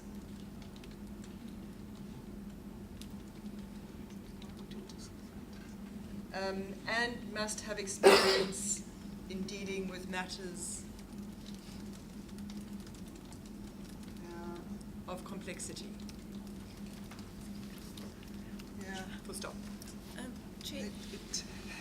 I think it should be at least one, not all of them. So at least one commissioner drawn from civil society must have at least 10 years working experience and complexity in dealing with matters of that phrase. Just one. Not. I don't think it must be a requirement for all of them. At least one. It makes sense with all of the. Yeah, that's what all of the preceding ones say. Okay, he had his hands up, and then I'll come to you. Chair, I would partly move with Simon. So we say at least one commissioner being least drawn one from the commissioner. civil society. Yeah, drawn But I from do civil still society. think that the matter of 10 years experience, Yeah. I still move with Edwina's point on that. Yeah. So I think that we can drop the 10 years experience, Yeah. but simply say that at least one commissioner have experience from civil society and dealing with matters of complicity. But we drop the 10 years. Yeah. Because we didn't mention any 10 years with anyone else, but when Yeah. it comes to civil society, yeah. Chair, I think the entire sentence is problematic, actually. So, like, I think there's been enough discussion around the ageist time requirement, but even the idea of civil society for me is like actually fundamentally problematic. It actually emanates from liberal institutionalism and an understanding of what it means to be active in trying to mobilize against, I don't know, institutions and problems and whatever, right? So if you're going to talk about civil society, you're speaking about a very particular kind of activism and a very particular way of channeling and recognizing experience, right? So it's actually quite exclusionary, and if we're going to want to make this an inclusive process, one that tries to be, interrogate some of the assumptions in the way that we operate, I'm actually struggling to understand this very specific qualification on people who come from a particular kind of background. I think that if you're going to be going back to the idea of values, if you're going to say that the people you hopefully are nominating are obviously people who have established themselves as being committed to social justice, etc., I don't necessarily see how this is beneficial and how it's even inclusive in the process and how it actually furthers the objective of this. Okay. There's that comment, and I think that it rhymes also with maybe it needs to be dropped. Simon? I mean, again, I agree. I think I said this earlier, that there's a particular connotation when you use the phrase civil society. But I also think that that pool of activists, community activists, whatever, or NGOs most of the time, it is it's an important aspect that must be included in this chassis, so that there are many organized NGOs we've worked with over the last 3 years, like tons, right, to know agrarian reform, etc., who have particular experiences which are important for this conversation. So if it's a matter of just using again, I agree the connotation has a particular connotation, but I still think that that constituency or that particular brand of activism is important to be included in this discussion. Okay, there's a comment there and then a comment there, and then I'm going to try and spread their voices. Okay, I mean, it largely sort of backs up what Simon's saying, is that I think what one's looking for is an understanding of civil society, advocacy, activism, whatever you want to call it, so that when one's discussing these things, people, at least one person comes with an understanding of what it means to organize a protest, what it means to confront authority, and so it's not civil society in general, it's about activism and advocacy.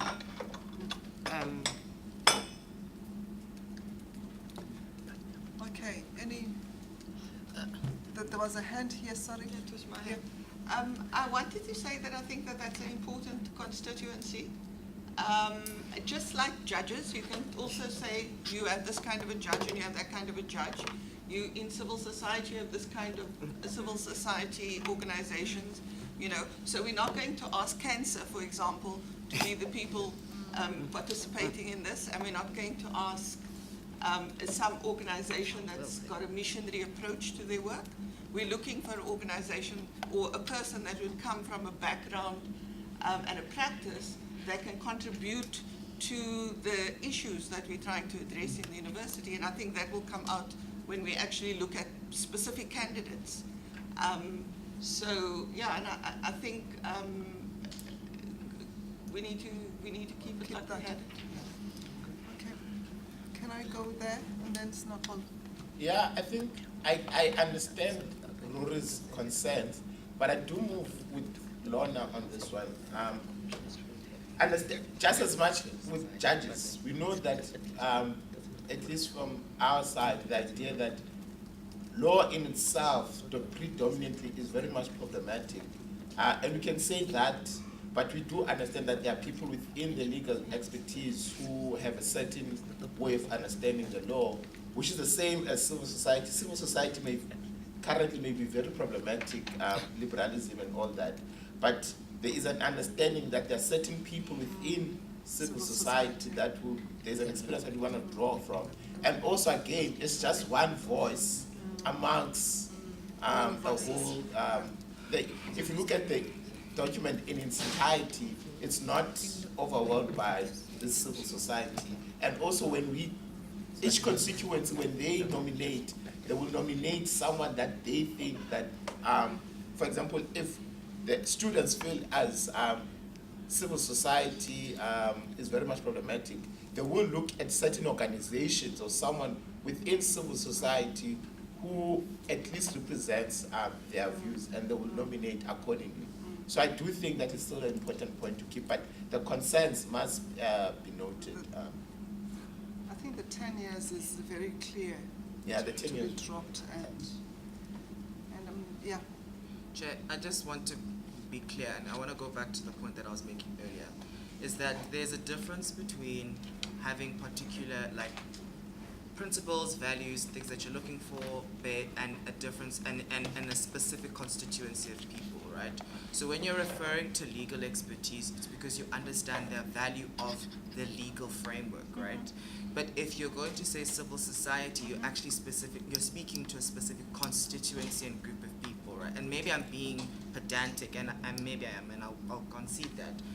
And for me, what Debbie said earlier around you're looking for people who have an experience in activism and advocacy and that kind of thing. And I think particularly in the South African context, right, it is, I personally would see more value in the qualification being more broad as to what Debbie's saying, rather than saying the word civil society, because civil society actually has very specific implications. And I haven't heard a substantially moving argument that speaks to this very specific value of civil society as we understand it in the country. So that's why I have a problem with the word civil society, and not necessarily with the qualification or wanting to have a commissioner who has experience in that particular, in advocacy work, in trying to mobilize people against social problems. I just have that constraint on civil society for me makes me uncomfortable. Okay. So my suggested edit is that we perhaps look to adopting what Debbie had said earlier in terms of I think she spoke around advocacy, and I don't know what she could, I don't want to misquote her, but that for me was more specific and more valuable than the word civil society, because even in your civil society people are saying that there's an implied understanding of who those civil society organizations are, or the people who, and that's, Okay, thank you. There was Sinopolo, and then was there just before you come to me, Chair, can I have a repeat of what Debbie had said? Because then I think my point to speak to her, but okay. I mean, I had somebody with experience in civil society activism and or advocacy. So I kept the word civil society, but tried to narrow it to activism and or, so we can add that to that. At least it then explains that it's not just civil society broadly, it's a particular group of civil society. Does that capture it? Yes, I move with the same. Okay. And yes, can you please delete this thing, this thing I have, must have experience in dealing with matters of complexity. Whatever that means, can you just delete it? Activism is complex. Because again, it implies that people in civil society may not have that ability, which is problematic. Because if the lawyers are not going to be asked to be dealing with matters of complexity, we shouldn't be asking other constituencies to have that as a tag around their necks. So maybe we take that out. Commissioners must be able to be flexible with regard to the commitments and available to participate fully in the IRTC process. Is that acceptable? Yes. For financial reasons, preference should be given to locally based commissioners. Is that okay? Yes. I mean, I get the reasons of the university, right, of wanting a commissioner that is locally based, right? I really do get the financial reasons. However, I think that the university ought to be more creative in terms of remuneration of commissioners. I think that some commissioners, they may want to partake in this particular process, but may not necessarily want to be paid. But for us now, when we're going to sit and considering selecting them, our main consideration is locality. We are one excluding commissioners, they may want to do the work on a pro bono basis, because we already have put a way to exclude them. For example, I don't think that we can employ a commissioner from Johannesburg and fly them over now and then, and that commissioner, we can reward them with an honorary doctorate, honorary degree, whatever, right? I'm not saying we should put it there, but I'm saying that we can be more creative in terms of how we remunerate. I think that's like prima facie exclusionary. Like it cuts up a certain pool of commissioners. So although it has preference, I still find it quite problematic because then it already sets in a particular framework when it decides those commissioners, right? I do think that when we've got a list of commissioners and we're selecting, this is something that the university and this particular community can discuss at that particular point in time. We may come to an agreement that we want Commissioner X, but Commissioner X is so far away. How do we then accommodate them?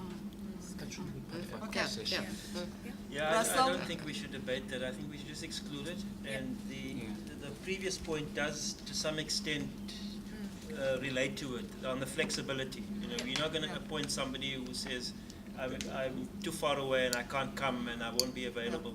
So it is too exclusionary. I think we should just. We should drop that. Yes. That seems to be a consensus. No, I agree, Chair, that it should be dropped out. But at the same time, sorry, Namfundo, I just want to make a point that for me, my involvement in this whole process is because of its implications, not only for our own university, it's also it's a national imperative. For me, so the issue of excluding people on the basis that they're not available, they're not flexible enough, it's understandable, but we should also be careful how we make that final selection at the end, because this process has got implications for the country as a whole, and for us, of course, primarily as UCT. Okay. Thank you. Is there any other comment? Can we drop that? I just quickly see the list that's up there. Okay. Can we make it maybe just slightly smaller that we can see it all together? Smaller, so that we can see it all together. We changed this to the instead of. Okay. Can you pull it down a little bit? So that's the criteria for the selection of commissioners, and those are the points that we. So on that fifth point, at least one of the commissioners must have an understanding of experience in dealing with trauma. The original one was conflict and trauma. And do we want just trauma, or have we already discussed that? Okay.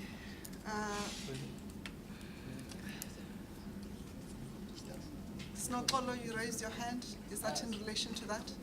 No, I'm just in disagreement with Simon, but I would have called that had I seen it. When it says conflict and trauma. Conflict and trauma. Can we Rather add than just conflict? Can we add conflict and trauma? I don't think it takes away anything. It adds. Yeah. I don't want to complicate issues, Chair, and I'm mindful of time. I just the issue on there's one of the criteria there says that that commissioners must have understanding. Sorry, I'm trying to find it. The LGBT. Okay. Yeah. Commissioners must possess. Okay, it says. Demonstrated sensitivity. Yeah, commissioners must possess demonstrated sensitivity to issues of race, gender, ability, LGBTQIA plus identities and so forth. But what there's not there is that commissioners need to be representative or made up in terms of race, gender. That's not there as a selection criteria. Now, if we're happy that it's implicit, that's fine. But in theory, then all these commissioners can be men, all these commissioners can be women, because we are just saying sensitivity. We're not saying that commissioners must be a representative of diversity. Yeah. So I just want us to be mindful of that, and if we're happy with that, that's fine. But if we want to be more explicit that we want to ensure a diverse pool of commissioners, then we need to find a way of capturing that. Yeah. That's for the steering committee, not for the criteria. I note that, Russell, and Yeah. On the fifth bullet point, and I propose that we also add that the commissioners must have an understanding of whatever experience in dealing with systemic and institutional violence, in addition to conflict and trauma. systemic and institutional violence. Yeah. Yes. Yeah. Hi. Hello.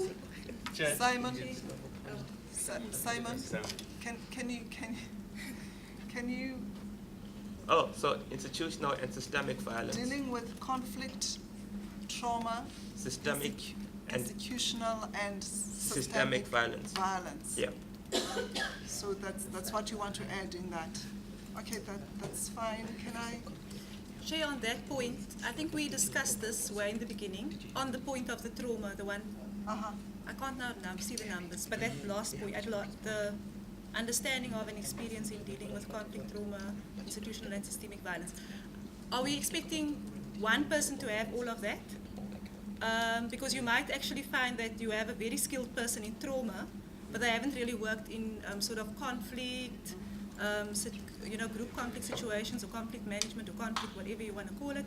But so I feel that we're becoming a bit too prescriptive, unless we want to break those ones up. But I think at the beginning, when we raised the issue of having a person that understood trauma, that it was around the particular context in which we found ourselves. I don't necessarily want us to lose the point about the reality that we have a context that is or people that are traumatized at this institution, and we want that specific sort of skill set to be there. And we might not find one person with all of those qualities, but I'm not sure what that's. What's up Okay. there. Can I hear more voices on this point?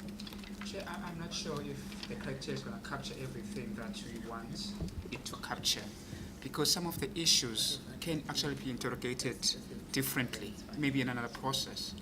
I'm not sure whether I agree with Simon about systemic violence, the addition of that. It's important in terms of dealing with it in another process, but I'm not sure whether we want that as a criteria.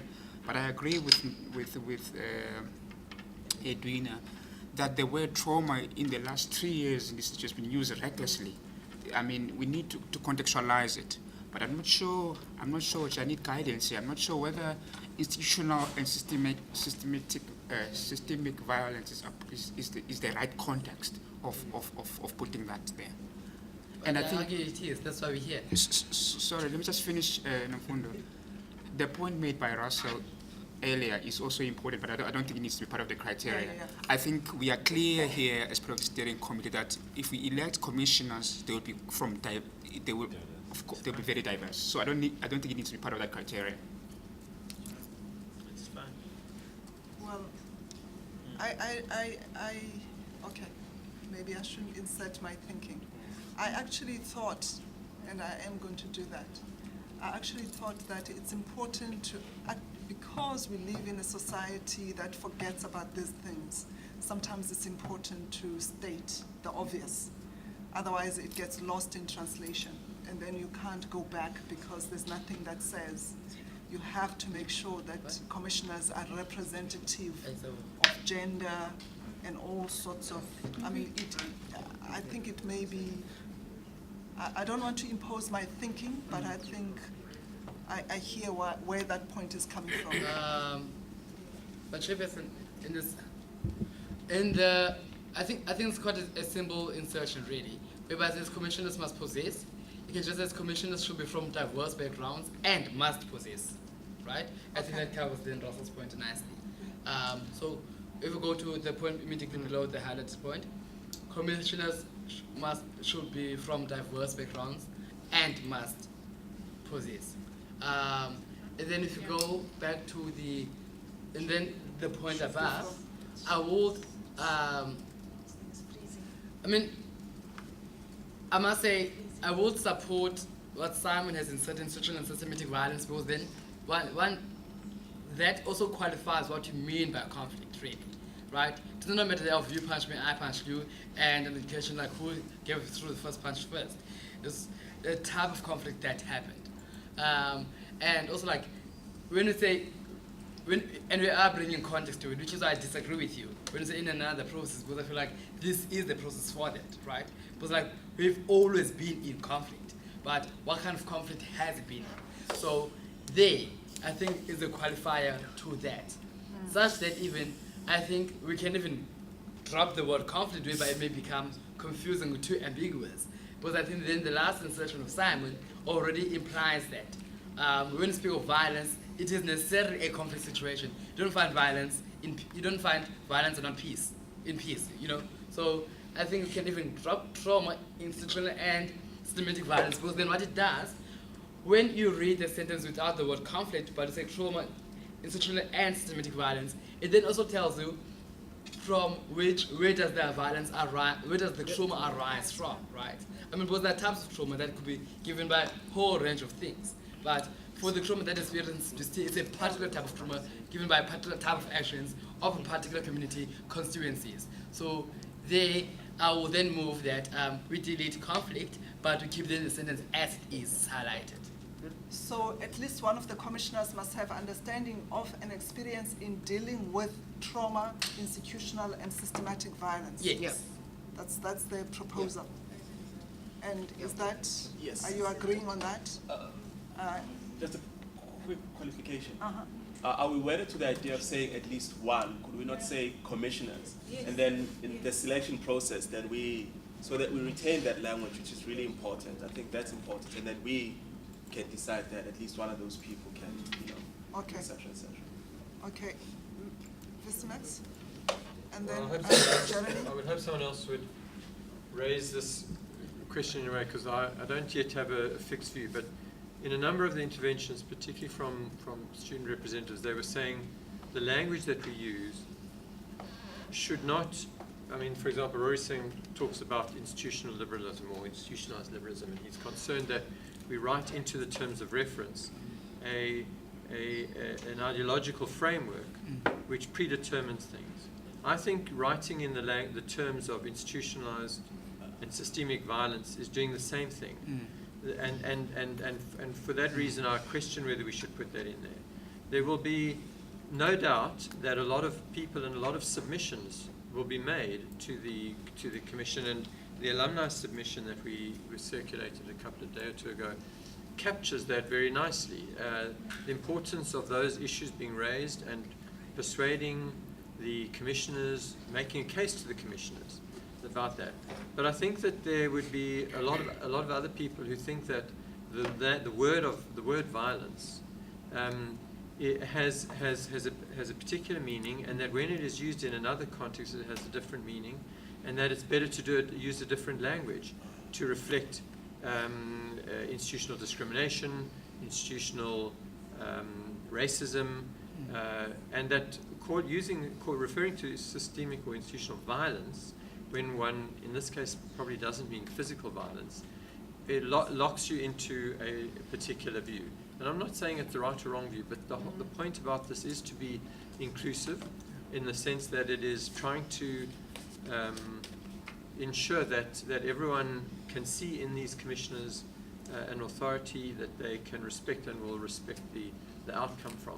If we've ended up selecting all the commissioners because they already adhere to that particular view of the world, then I think we will lose the power of the commission to have the authority that we wanted to have.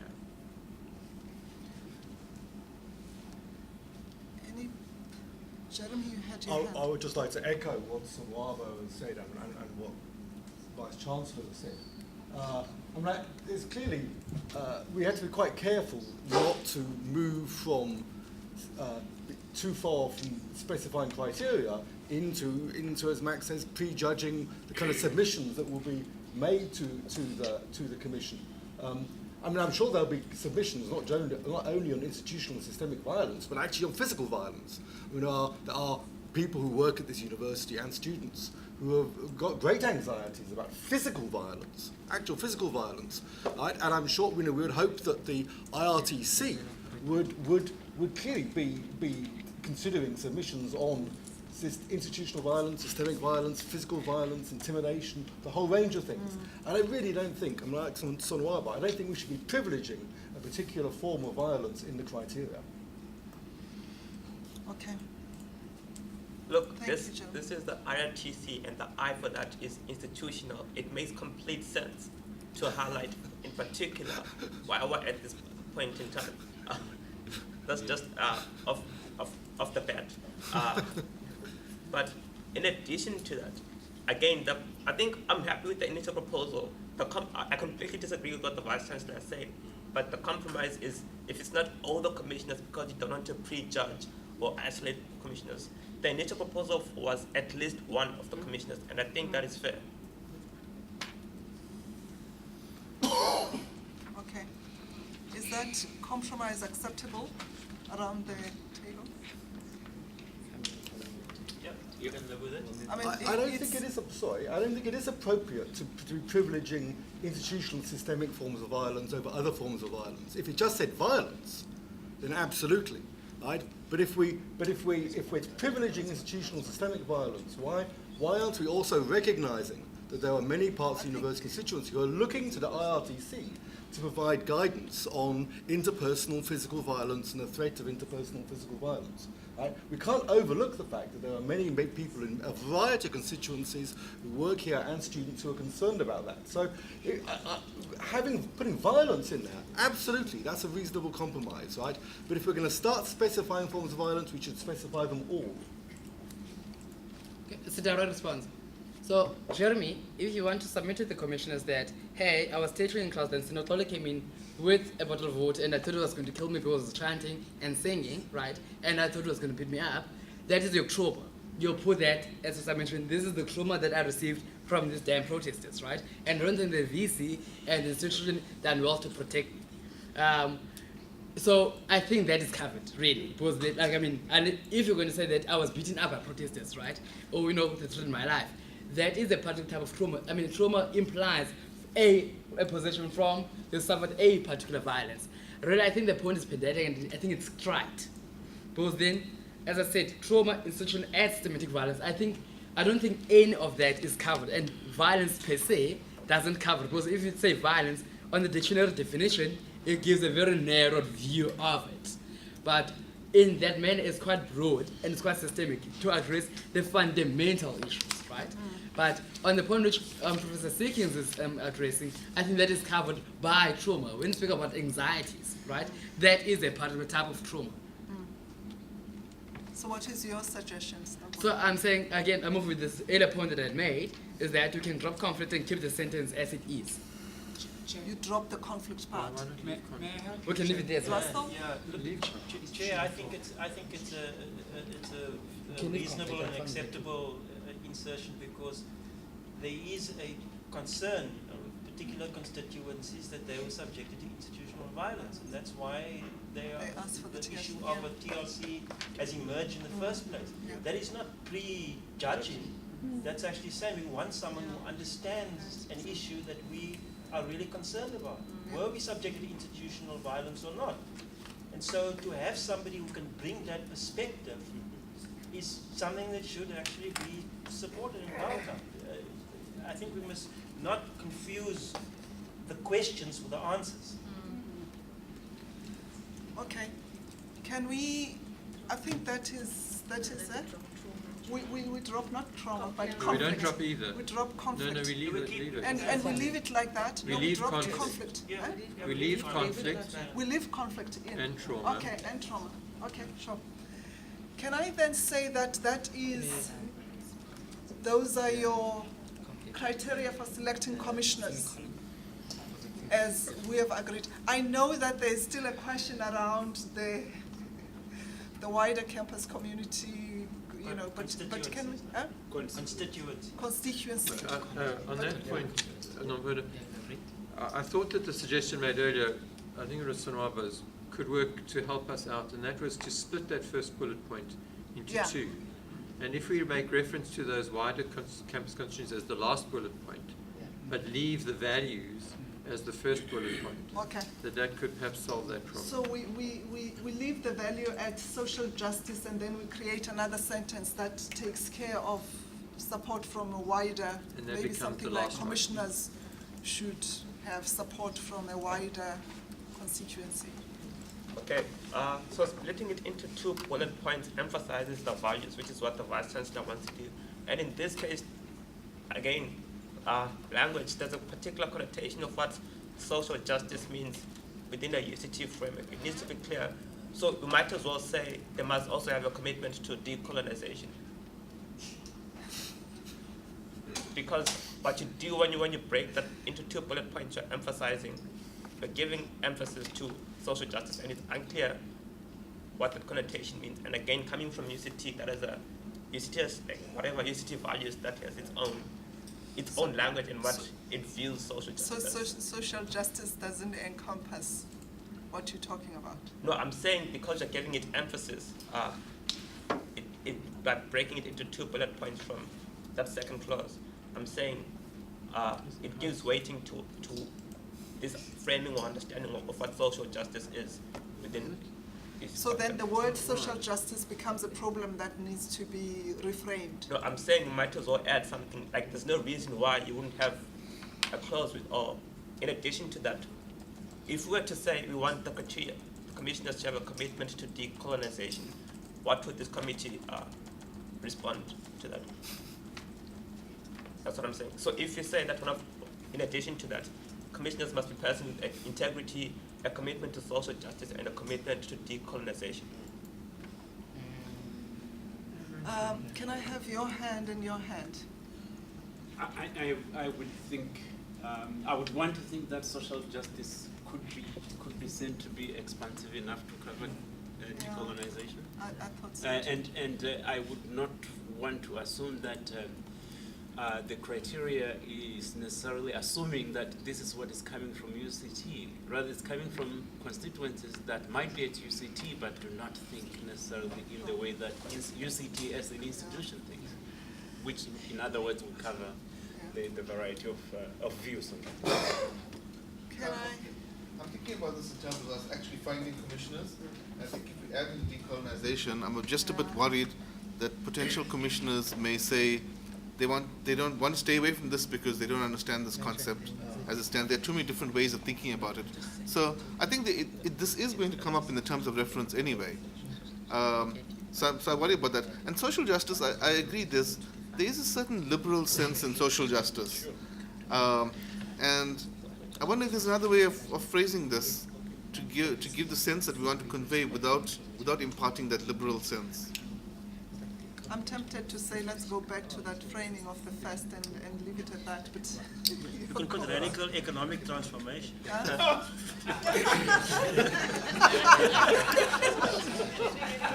Commissioners must ideally persons with integrity and commitment to radical economic transformation. In the libertarians. Chairperson, I think we should be careful that we do not add concepts there we do not add value, which we do not have substance. I think a lot of people that we have in mind in that process are people who are aware of what has been happening in the universities in the last 20 years, 3 years in particular. They are very much aware of that. They are much aware of the issues of decolonization, which I think is implicit in the word social justice. Let us not be the ruling party and try to add more and more and more content that will not add value and confuse the whole process. With due respect, I think that the term social justice is embodying quite a lot of meaning there. I'm going to plead for some understanding at this stage and a coming together. We are at Hlanganani, which is a coming together place, so we need to find a way. And are you going to help us? No, I'm going to complicate things, so maybe Lorna should go. Maybe I'll compliment. No, I'm going to complicate things. Okay. So, well, I'm bringing in some new stuff because I don't know where we would put this conversation because we're just looking here and I'm hearing the chair saying, okay, we're done with the discussion, but there were some points that came up from the alumni. And it included that the idea of restorative justice, which is ideally a conversation we should have before we adding it there. But that actually, if this process is one that is subscribing to restorative justice, then it should be in that wording somewhere reflected, and perhaps in that first sentence.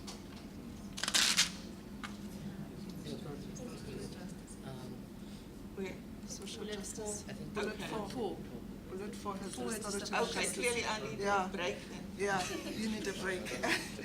Can I say that?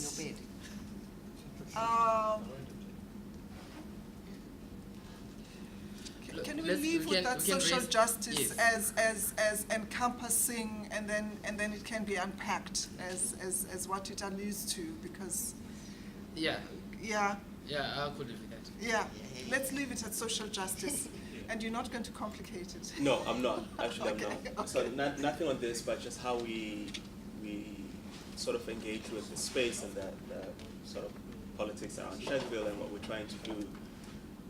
It was going to be a comment on decolonization in relation to that, but in general, because I think how that vocabulary enters into our sort of critique of the contradictions of the present is also a kind of a generational thing. Sure. So I have very, very deep anxiety, which is why I'm happy that the thing about 10 years experience, for instance, if someone who had said at least 10 years experience, there were the generational things that would have happened, as there are generational things, racial also, and otherwise political, happening around the understanding why decolonization should and shouldn't be. Right? If it was part of the language of the protests that have brought us here, then it should be an important keyword. So maybe moving forward, I'd just like to ask that we think about that sort of terminology and that framework as a context of value. Otherwise, I mean, a lot of the language you're using is sort of, inherited from, but decolonization, there's something else, there's something different, which is part of what this is about. So I don't think we should lose that moving forward. Yeah, okay.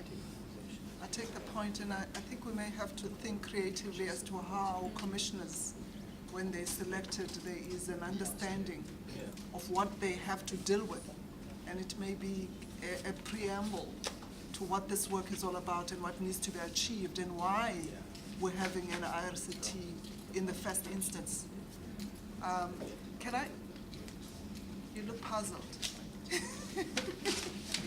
Okay. So, Chair, on that point, a very practical suggestion, linked to my earlier point and to Lorna's point about where does the alumni document feature, I think that would be a useful document to use as a preamble or to attach to whatever is going to go out, and perhaps we can just amend it with the so that people can have an understanding of these the current debates around decolonization, because I think that document also speaks very well into this whole issue of violence that we were debating earlier, and provides, based on proven literature and research, what different forms of violence there are beyond physical violence. I think it's a very useful document for us to deepen our understanding of these issues. Okay.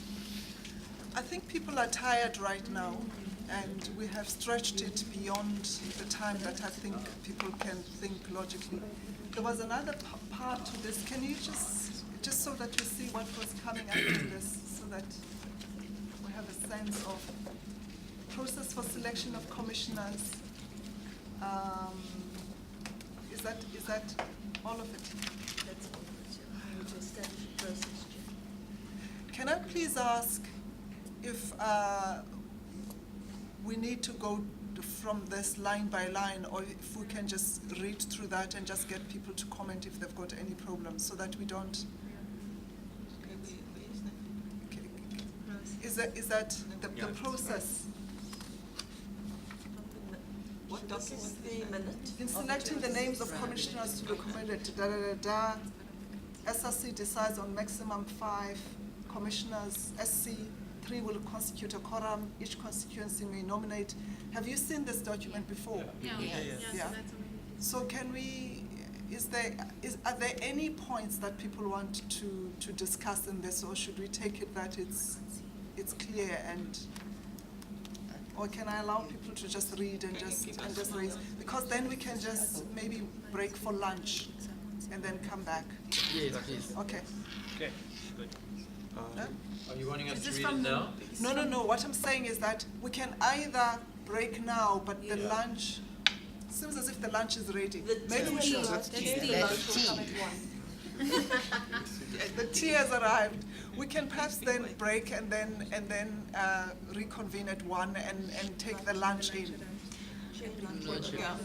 at 1. So guide me then.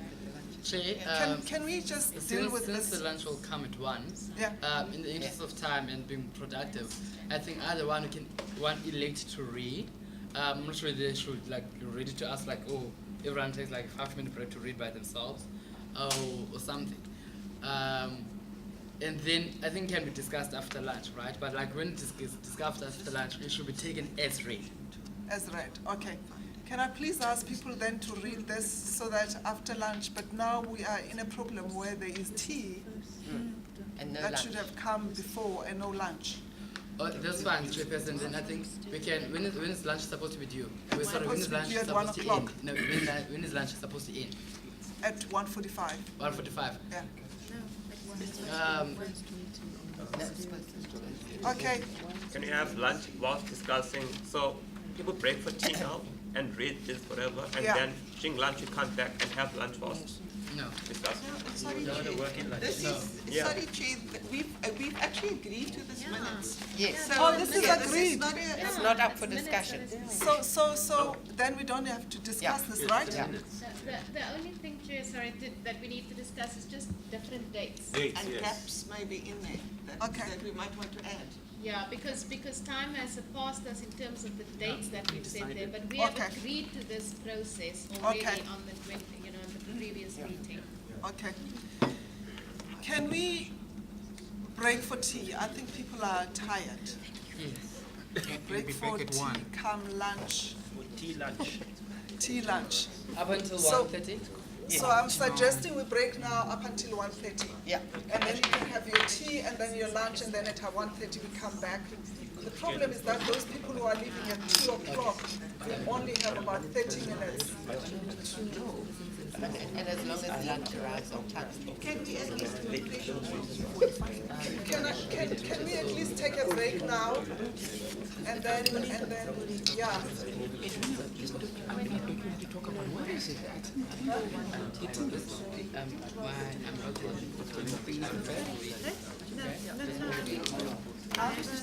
We're having a tea because the tea is here. The lunch unfortunately is not here. And the lunch, and when the lunch arrives, I mean, ideally I'd like people to come back with the lunch and then we can continue. But people have decided that maybe they want to start at 1:30. 1:30. We start at 1:30.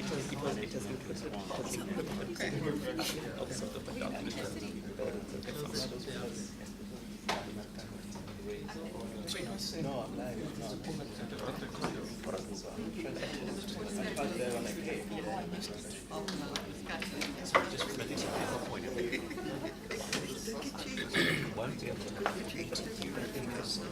I've seen emails, but I'm not on it.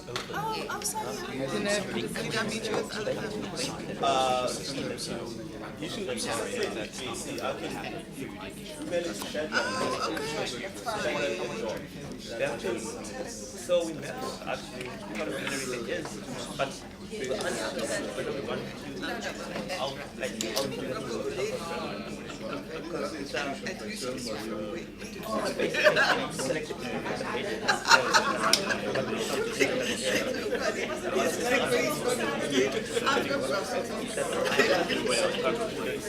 but in the making recommendation, the answer is for instance that it's not not often people who are making recommendations, but then no one knows. Exactly. So the idea is to